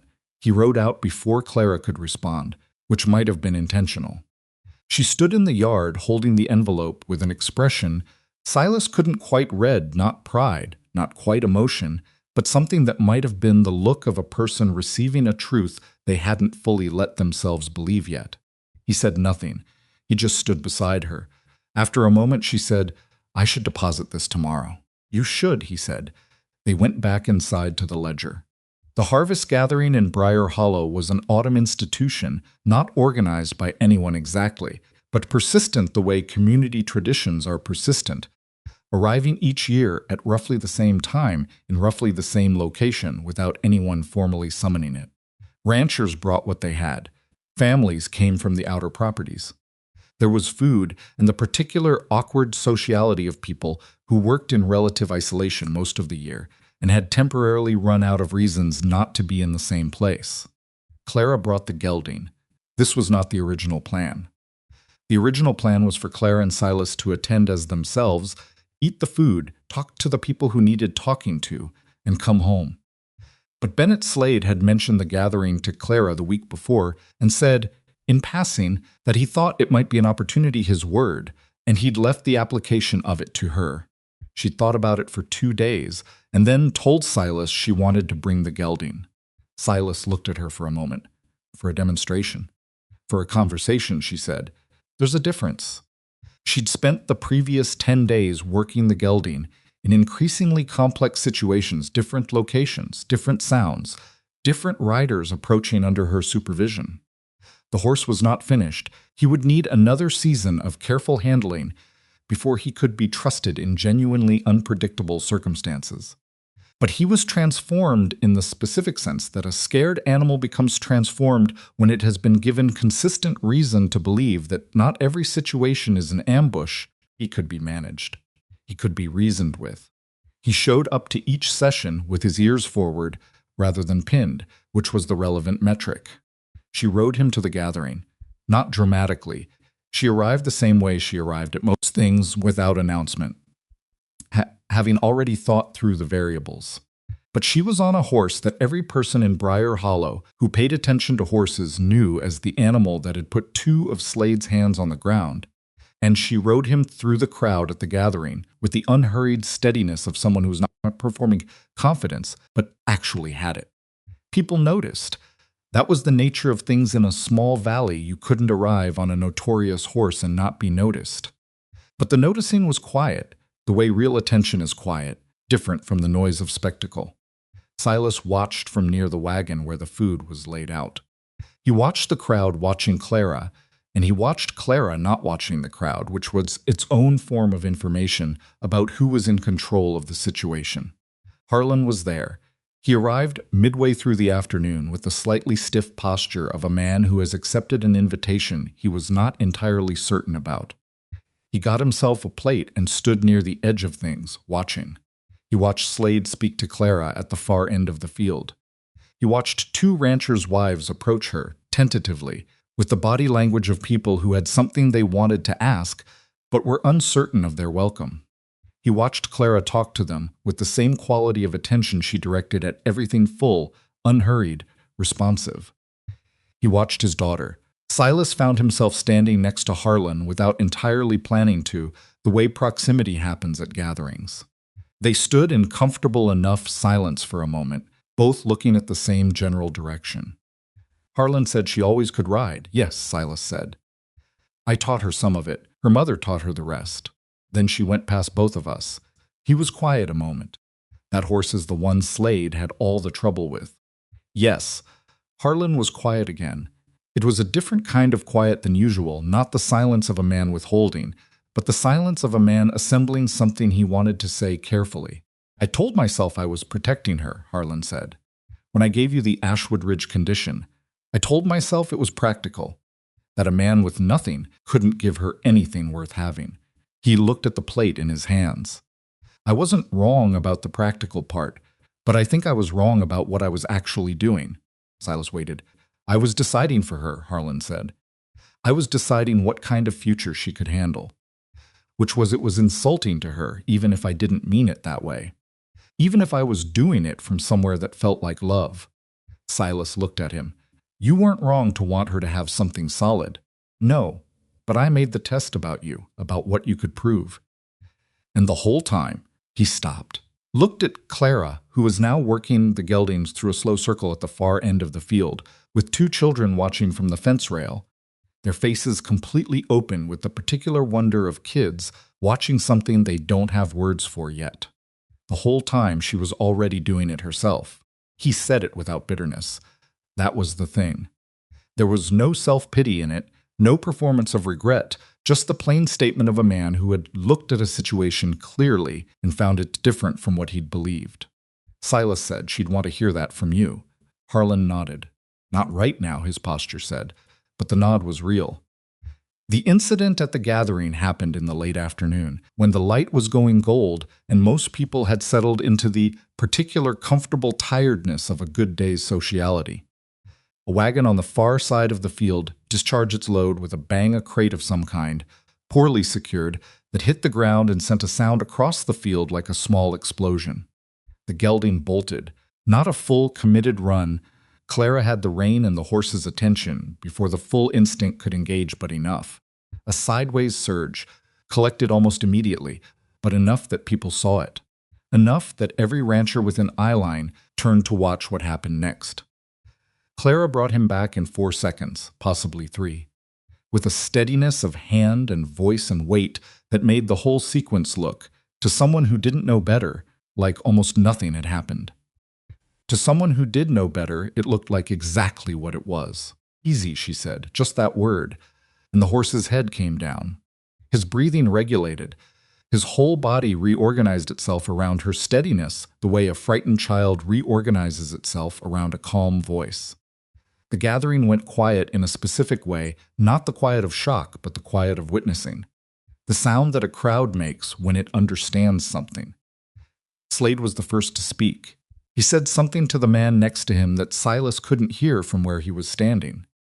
But the man next to Slade nodded, and the man on the other side of that man nodded, and the comprehension moved through the crowd the way comprehension does when it's based on something people have seen with their own eyes. Silas looked at Harlan. Harlan was looking at Clara.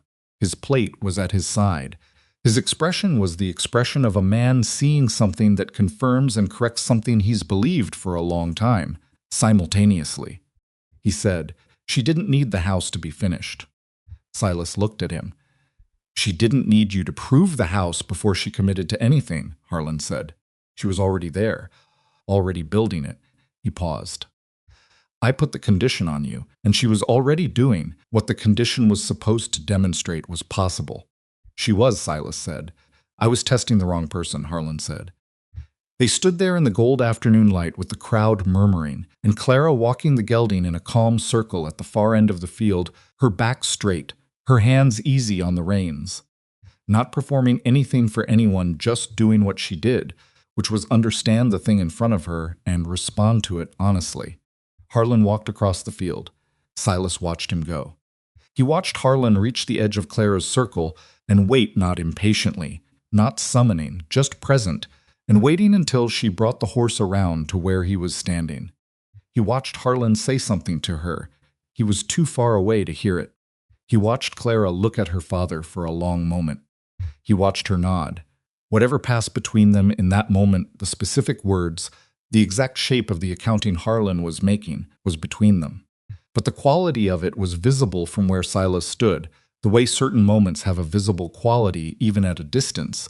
The way a thing settling into its right position makes a particular kind of sense that you can perceive without being close enough to hear.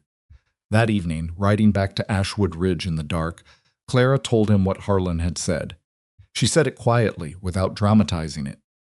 Her voice was steady, the same as always, but Silas heard underneath it not sentiment exactly, but the particular quality of someone who has received a thing they'd wanted, without quite letting themselves know they'd been wanting it. He said he was wrong about what protecting me meant, she said. Silas looked ahead at the road. He said that a long time ago. Yes, but he said it to me, Clara said. That's different. It was different. Silas understood why, though he'd have had trouble putting it into words. The understanding we arrive at privately is one thing.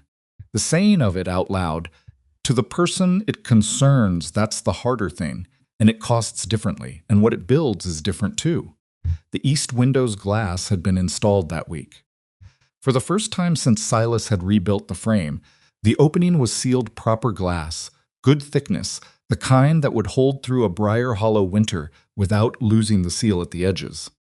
He'd done the glazing himself over 2 careful mornings, with Clara measuring the fit and catching the one spot where he'd been about to trim wrong before it became a problem. When they rode into the Ashwood Ridge yard and Silas held the lamp up to the east wall, the glass caught the light and held it.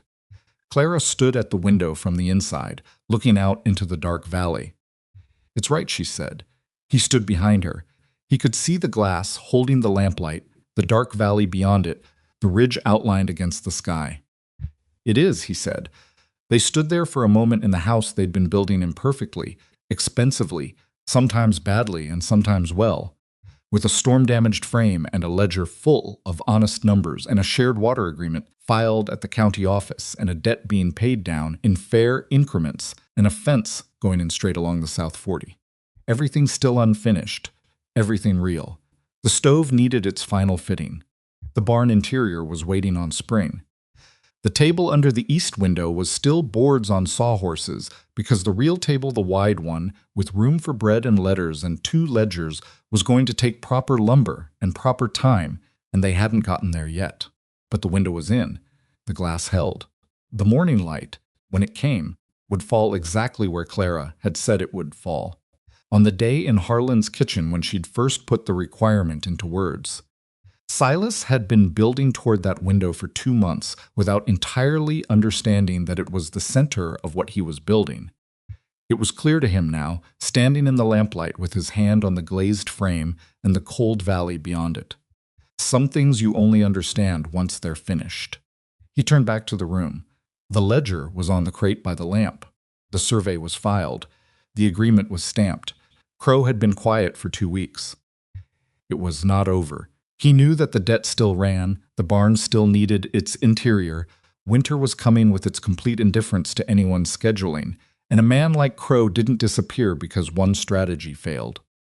But the house was sound, the window was in, and Silas Rourke, who had arrived at this valley with $14 and a borrowed shirt in a direction he wasn't sure led anywhere, stood inside the thing he'd built with another person and understood that the building had been the point all along. Winter came to Briar Hollow, the way it always came, not with announcement, but with the particular quiet that settles over a valley when the last warm air has finally given up arguing with the cold coming down off the ridge. One morning, the grass was stiff with frost that didn't melt by noon. The next morning, there was an inch of snow on the barn roof, and the pump handle needed convincing before it would move. After that, it was simply winter, and everything that hadn't been finished before it arrived had to be finished inside it, which was harder in every measurable way and left less room for mistakes. Silas had the stove in before the first hard freeze. That mattered more than almost anything else, not for sentiment but for survival, because a house without a working stove in a Briar Hollow winter was not a house so much as an expensive place to be cold. He'd been fitting it for 3 days, which was 2 days longer than it should have taken, because the chimney collar required adjustment, and the adjustment required pulling part of the flue he'd already set, which was the kind of problem that shows up specifically when you're close to done and the closing proximity makes every setback feel larger than it is. Clara had been there for the third day, not to help with the fitting, but to keep the ledger current and to prepare the initial payment letter that was going out to the family. In the Eastern Valley, the daughter and 2 grandchildren of the man Jonas' father had originally borrowed from. They'd located the family through Jonas, who'd maintained a loose correspondence with them over the years. The kind of correspondence that happens between people who share a history without sharing a future. The letter was Clara's construction, and it was careful in the way her careful things always were. It stated the debt plainly, acknowledged it had no legal force, explained that the decision to honor it was a matter of personal principle rather than obligation, and outlined the payment schedule in terms that were clear without being either apologetic or performative about their own virtue. She read it to Silas before she sealed it. He said it was right. She sealed it. That evening, with the stove finally drawing properly and the first real heat moving through the main room of Ashwood Ridge, for the first time since anyone currently living had been in it, they sat at the table under the east window, still boards on sawhorses, still waiting for the permanent table that kept getting deferred in favor of more urgent materials. And they were quiet for a while in the way people are quiet when they've been working hard towards something and have arrived close enough to feel the proximity without quite being there yet. 1 more month, Silas said. He meant the barn interior, the final fence section on the northwest corner, the payment structure with Jonas that would complete the first installment of the old debt by spring. Clara was looking at the ledger. She looked up. Less than that if the weather holds for 2 weeks. Weather never holds, no. But we plan as if it might and adjust when it doesn't. She turned a page. That's all a ledger is, really. Plans written down next to reality, so you can see the gap clearly enough to manage it. He looked at her across the table.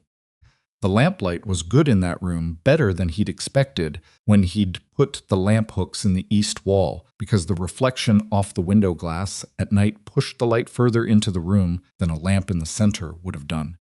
That was an accident of geometry, not planning. Some things worked out right without being designed to. I've been thinking about something, he said. She waited. She was good at waiting. I came to your father's house in a borrowed shirt, he said, with $14 and a direction.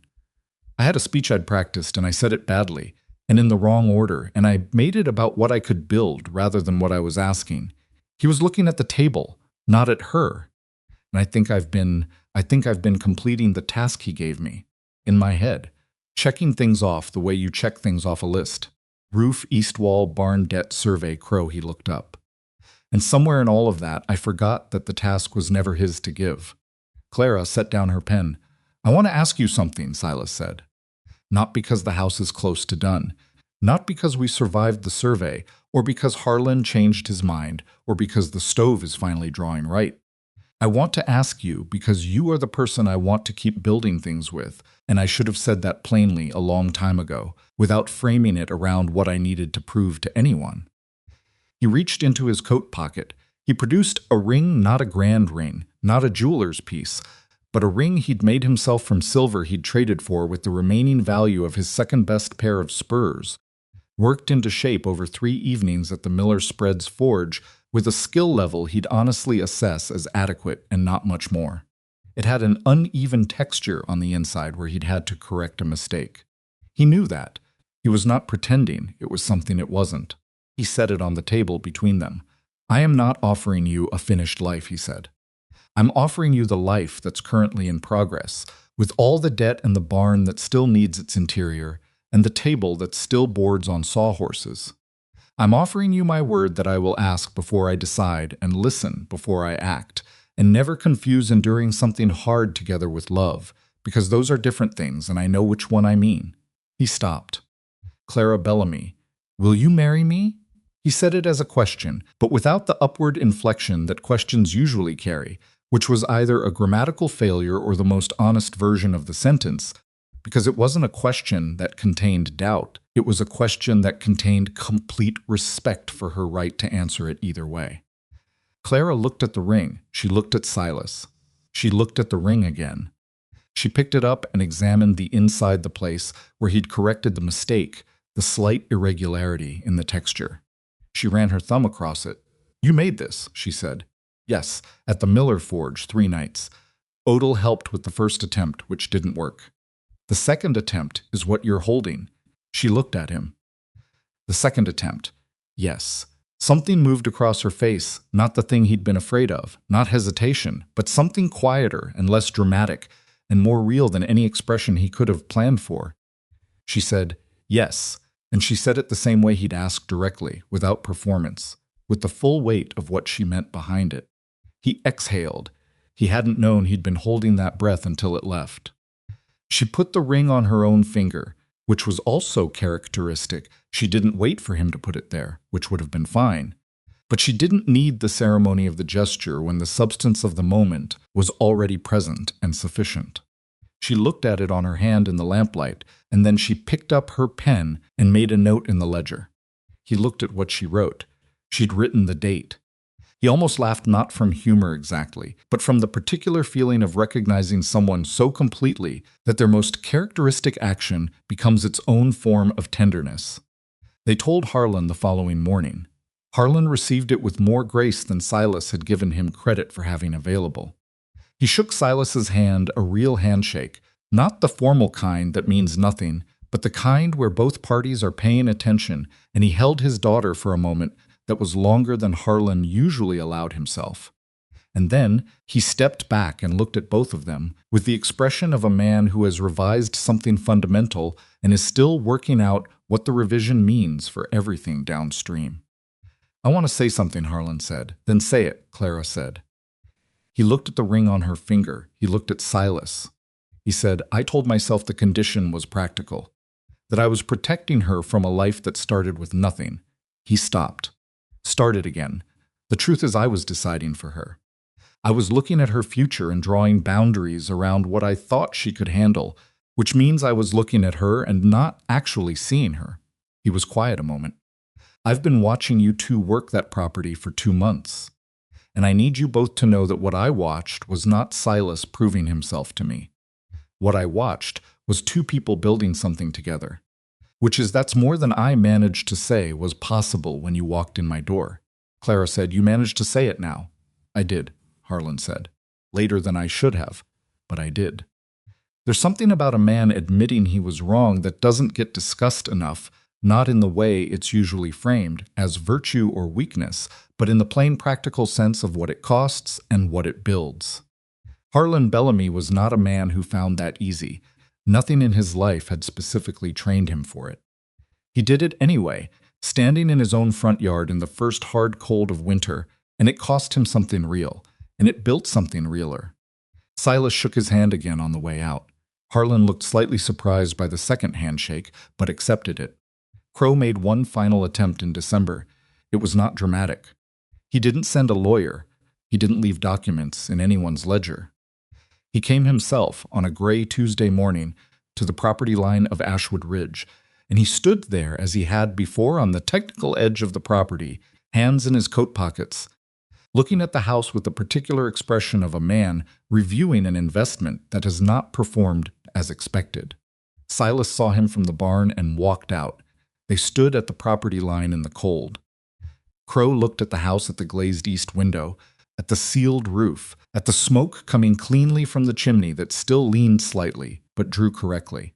He looked at the fence line visible on the South 40, running straight and properly set along the drainage contour, Jonas's work evident in its precision. "You've done well," Crow said. He said it the way he'd commented on progress at their first meeting, acknowledging effort without committing to permanence. "Yes," Silas said. "The spring agreement is filed." "It is, and the debt to the Avery situation is on a payment schedule. Also filed." Crow was quiet a moment. He looked at the house again. "The spring-fed north pasture is worth a significant amount of money," he said. "That will always be true. I want you to know my interest in this property is not personal. It's economic. If you ever decide you want to sell, or if circumstances change." "Circumstances change all the time," Silas said. "Our circumstances changed almost every week since I filed. We managed." He looked at Crow directly. "My answer on the sale is what it's been. And the reason it won't change is not stubbornness. It's because everything here has been documented, everything is in order, and there's no gap for pressure to get into. He paused. You told me last October that things looked different in January. It's December. You can see how things look. Crow looked at him for a moment.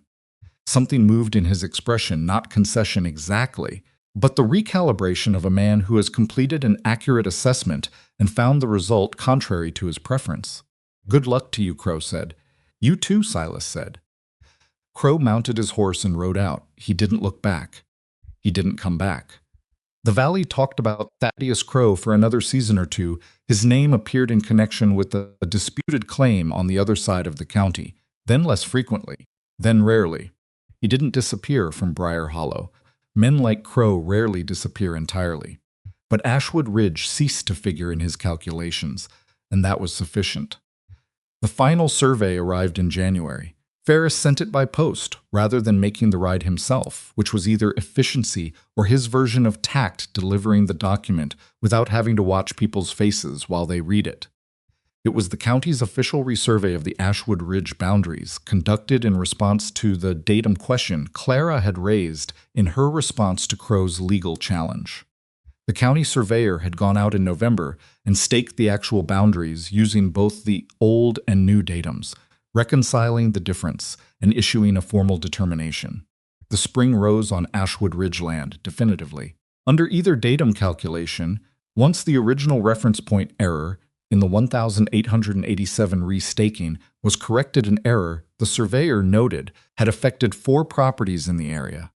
All of which were now being formally re-noticed the spring, was Silas's by 11 feet on the conservative measurement and 19 feet on the more recent calculation. The shared water agreement they'd filed with Jonas remained valid and in force because it had been filed voluntarily between willing parties and required no survey determination to uphold. Jonas kept his access. The spring was confirmed. Crow's entire basis for pressure, however it had been framed, was now a matter of official county record as having been resolved. Clara read the survey document twice. She filed it in the ledger, not behind the ledger, not beside it, but inside it, clipped to the inside back cover with the same clip she used for receipts and payment confirmations. She said, "That's done," Silas said, "That's done." They went back to work. Spring came the way it always comes to a valley that has survived a hard winter, not gently, but with the particular insistence of a season that has been waiting its turn and is not inclined to be patient about it. The ground thawed unevenly, which made the northwest fence section a problem for 2 weeks before the soil settled enough to complete it properly. The barn interior got its first real work in late March, when the daylight lasted long enough to make indoor work feasible without burning through lamp oil, and Jonas worked alongside Silas for the better part of a month to finish it. Jonas was not a man who had expected to find himself still connected to Ashwood Ridge at this point. He'd come with an envelope and a tired horse and the intention of honoring a thing and then leaving. Instead, he'd stayed through the winter on the eastern edge of the property, in a small structure that Silas had helped him make weather-tight in exchange for fence work, and he'd become the kind of presence that doesn't announce itself, but that you notice is missing when it's gone. He was also, it turned out, good with the books. Not as good as Clara. Nobody in Briar Hollow was as good as Clara, but good enough that when she was at the Slade property, working with the gelding or consulting with other ranchers who'd started asking for her time, Jonas could keep the Ashwood Ridge accounts current to a degree that didn't require reconstruction when she returned. He'd started to find something at Ashwood Ridge that he hadn't come looking for. Silas saw it and didn't say anything about it, because Jonas was a private man, and the finding of it was his own business. Bennett Slade bought the gelding in April. Not because Clara had failed to return him. She'd been working the horse through the winter months on a reduced schedule, building on the progress from the autumn in the careful incremental way that genuine rehabilitation requires. The horse was, by April, a different animal than the one who'd put 2 hands on the ground in the fall. He was not fixed in the sense of being without history. His history was still in him, the way a badly healed bone is still in a body, present in how he moved and what he noticed. But he was manageable, more than manageable. He was in the specific technical sense that ranchers care about, a working horse who could be handled by a competent rider without drama. Slade paid Clara the full contracted rate, plus the performance bonus he'd promised in November, which was more than she'd accepted at the time, but which he maintained was owed under the terms of his own word. He also told 3 other ranchers about her work before the end of April, and 2 of them came to Ashwood Ridge before the end of May with horses of their own and questions about her availability. Clara kept a separate ledger for the training work. It had its own categories, its own payment schedules, its own notation system that was slightly different from the household ledger because the nature of the income was different variable, seasonal, dependent on relationship and reputation rather than fixed asset. She was building something, and she knew it, and she built it the way she built everything, carefully, with documentation, without pretending the hard parts weren't hard.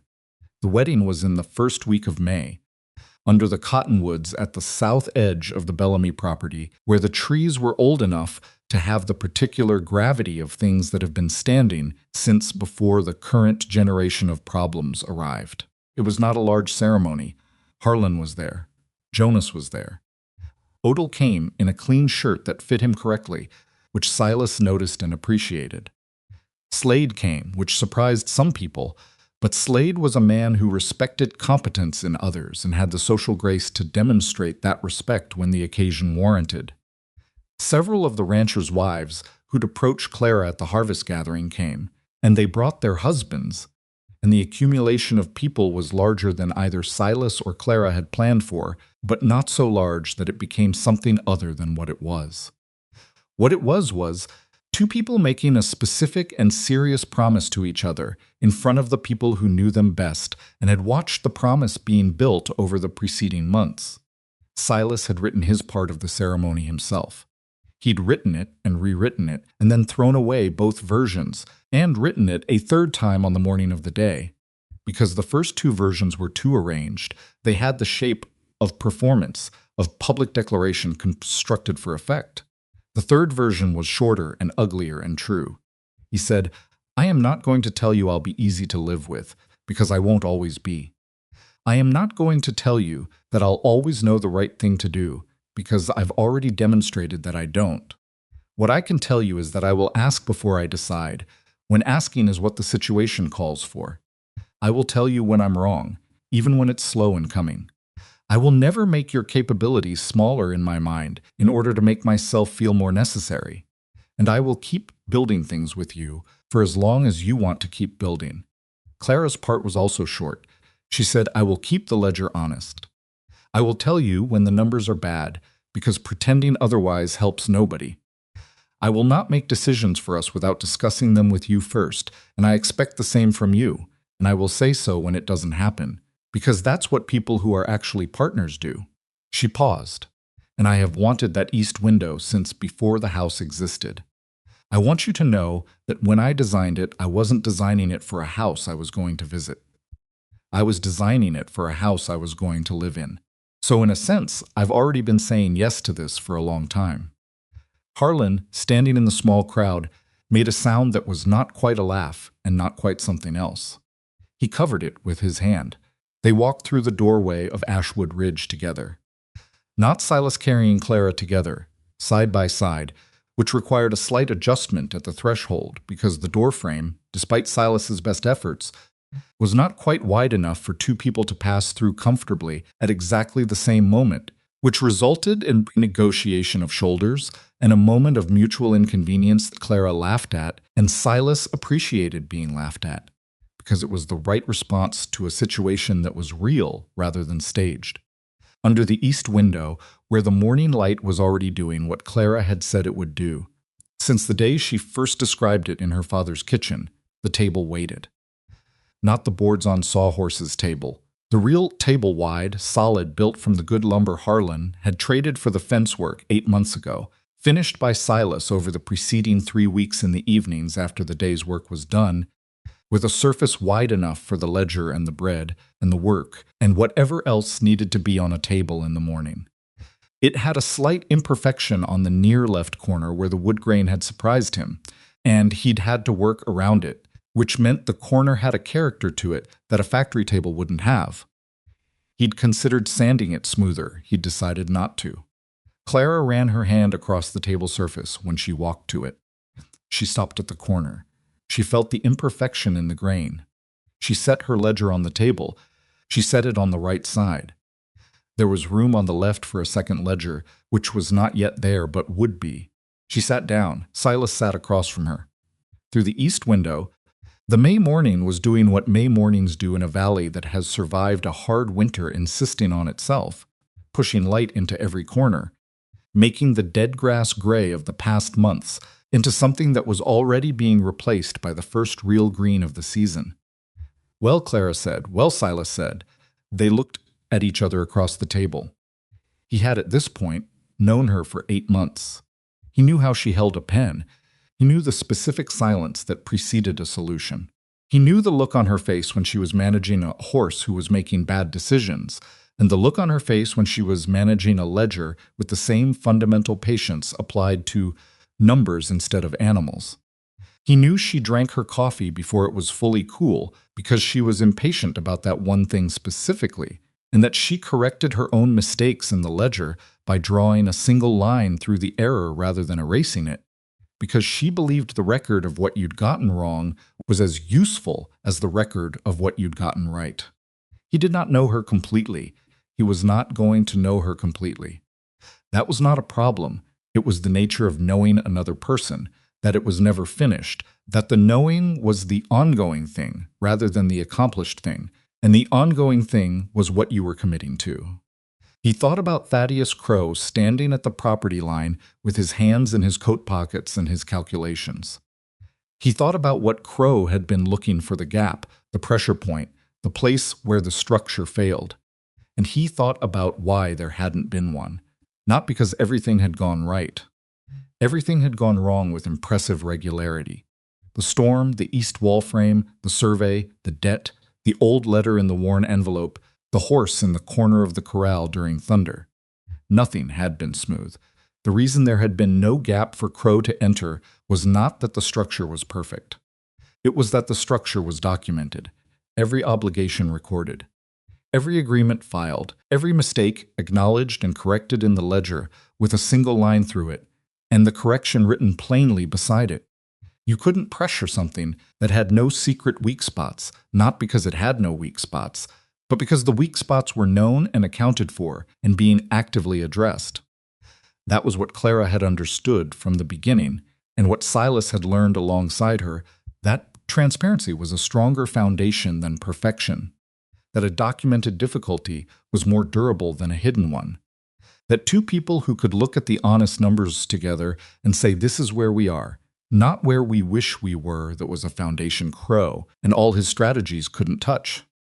There was a particular moment, about a month after the wedding, that Silas thought about later as the one that settled something he hadn't known was unsettled.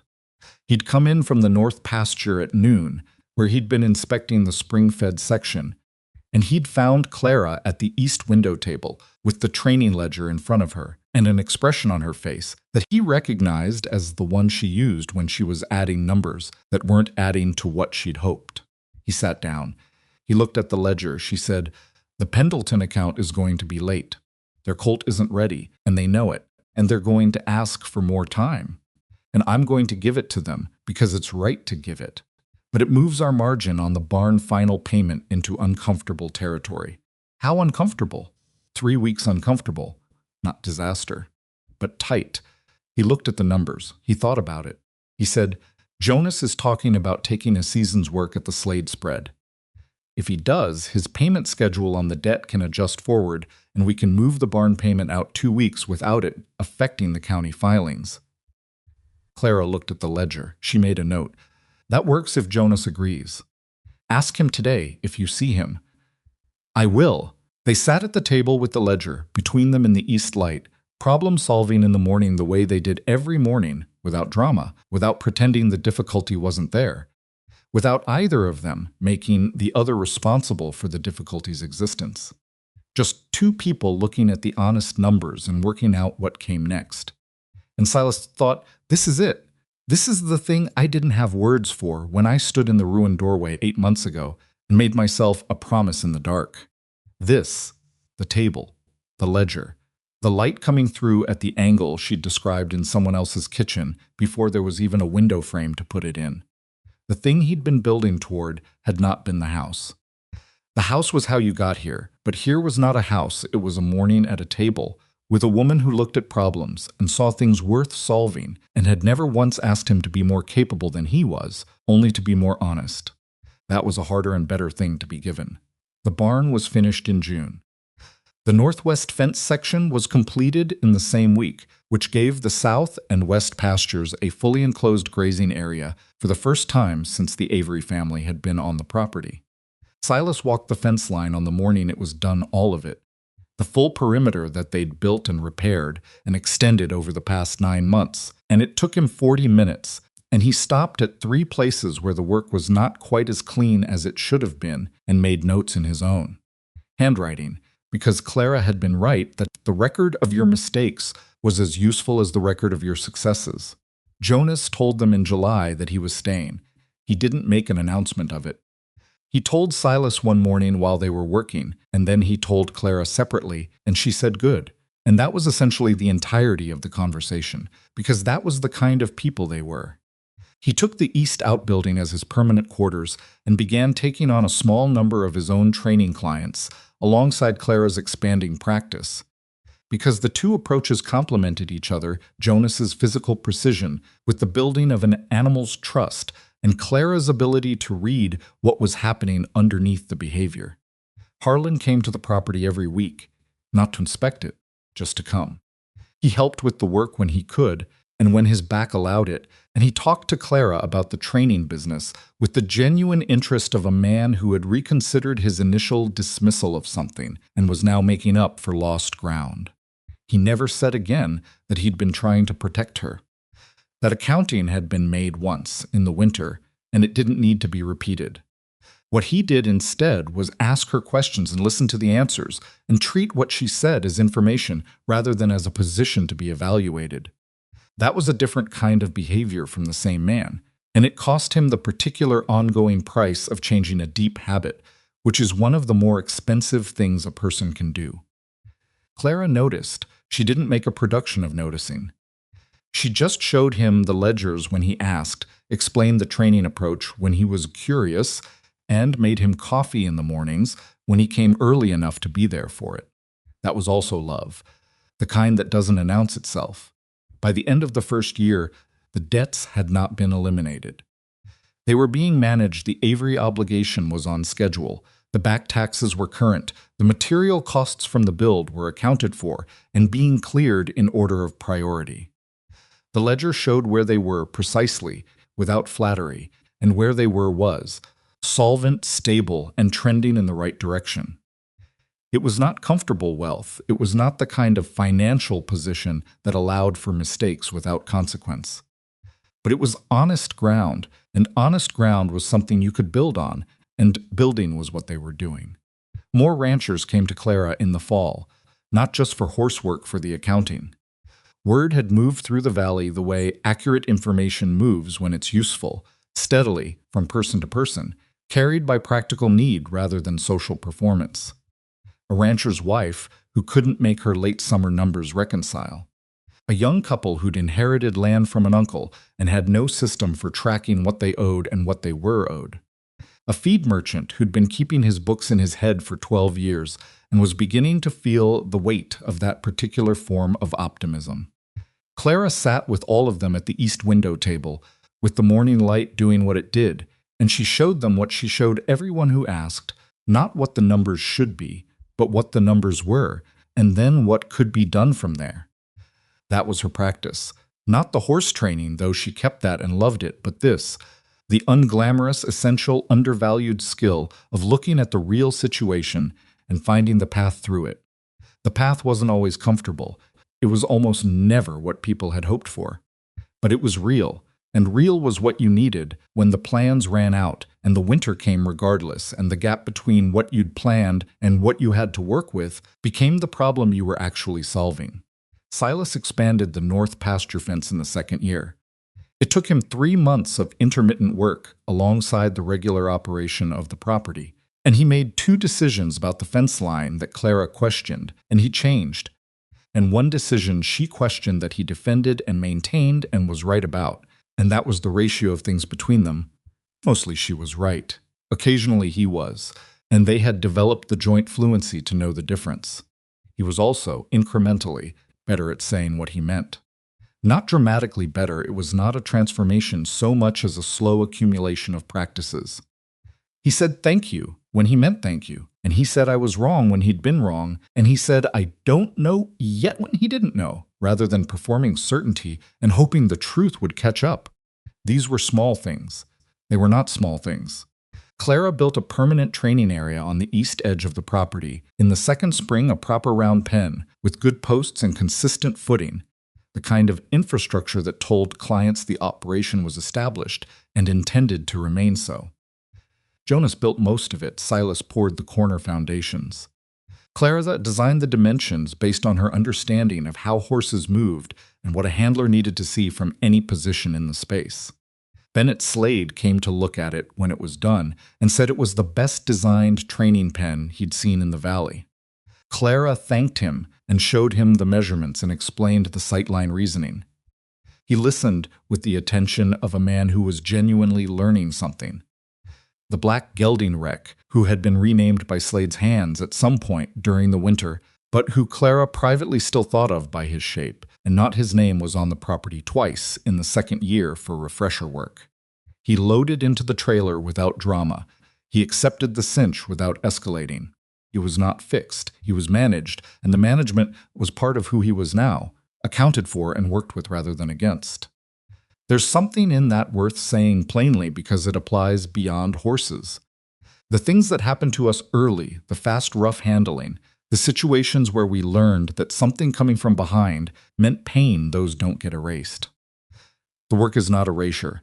The work is teaching the system that has been predicting pain that the prediction is not always accurate, that this moment is distinguishable from that one, that the presence that has been reliable can be trusted in the uncertain moment even when the instinct says otherwise. That takes repetition, it takes consistency. It takes a kind of patience that is not passive but active, the specific ongoing choice to be the thing that is reliable, again, because the trust being built requires the evidence of repetition and not just the declaration of intent. Clara understood that about horses and applied it to everything else.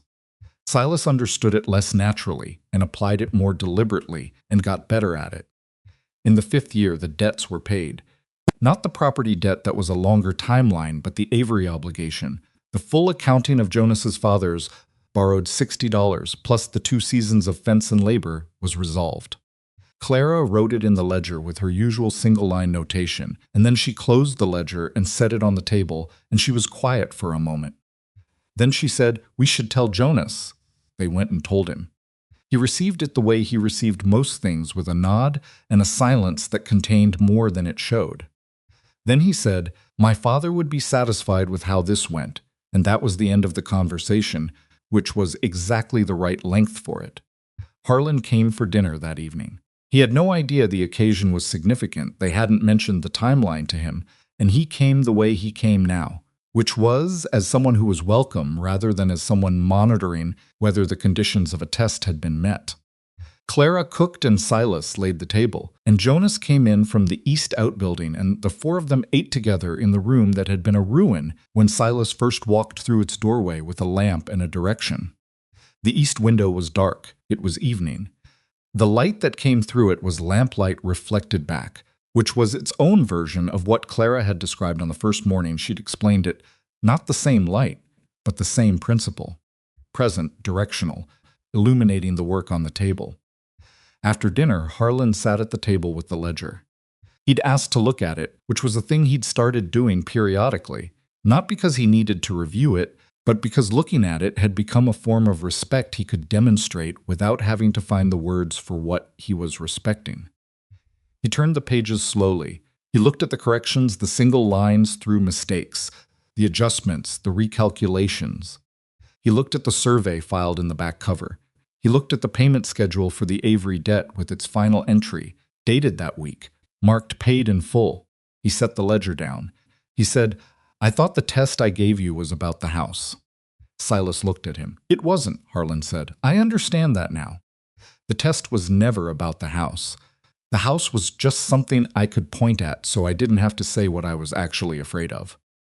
No one spoke for a moment. What were you afraid of? Clara asked. Harlan looked at his daughter, that she'd spend her life making someone else's failure survivable, that she'd carry someone else's weight and call it love. He paused. I'd watched that happen, to people I cared about. Clara said, I know, and instead he gestured at the room. At the table, at the ledger, at the window, she built the thing, and the person beside her was smart enough to let her. Silas said, she told me how at every step. Did you always listen? No, Silas said, but I got better at it. Harlan nodded. That was the right answer, and he knew it, and the knowing was visible. Not every man listens. Not every man who fails to listen recognizes the failure and tries again. The trying again was the part that mattered, not the perfection, which was unavailable, but the return to the work after the failure, which was always available to anyone willing to pay its price. They sat at the table under the east window, in the house that had been a ruin and was now a working home. And outside the valley went dark around the ridge, and the spring-fed pasture, and the fences that ran straight, and the barn that had taken 2 seasons to finish properly, and the round training pen, where Clara's clients came twice a week now, and the road that ran past the property line, where Crow had stood twice and was not standing anymore. Every morning after that, the light came through the east window at the angle Clara had designed it to come. It landed on the table, the real table, with the imperfect corner and spread across the ledger and whatever else was on the surface. That morning, bread, coffee, letters, the current week's accounts, the notes for the next training session, the lists that constituted an ongoing life rather than a finished one. Silas watched it happen most mornings, for a moment, before he picked up his tools and went back to work. He had never been a man who spent much time on the meaning of things. He was a person who worked, which was its own kind of meaning, and not a lesser one. But the light through that window, which Clara had put there by knowing what she needed and refusing to accept the easier option, was the one thing he'd stopped and looked at most mornings for years without deciding he was done looking. It was not a monument. It was not a symbol. It was a window that faced east because the woman who designed it worked better in morning light, and it was wide because the table underneath it needed room for the work, and it existed because she had said clearly what she needed, and because someone who claimed to want to build a life with her had finally understood that building a life with someone means asking what they need, then actually doing that thing, even when it's harder. He'd said the east wall was harder, and it was. He'd done it anyway. That, in the end, was the whole story. Not the Crow scheme unraveled, not the survey resolved, not the debt paid, or the barn finished, or the wedding under the cottonwoods. All of those were real, and all of them mattered. But underneath all of them was this: a man who arrived with almost nothing, and a woman who already had what mattered, and 2 people who finally stopped negotiating around each other's capabilities and started building from them. The strongest thing in Briar Hollow wasn't the Bellamy homestead, though that was well built.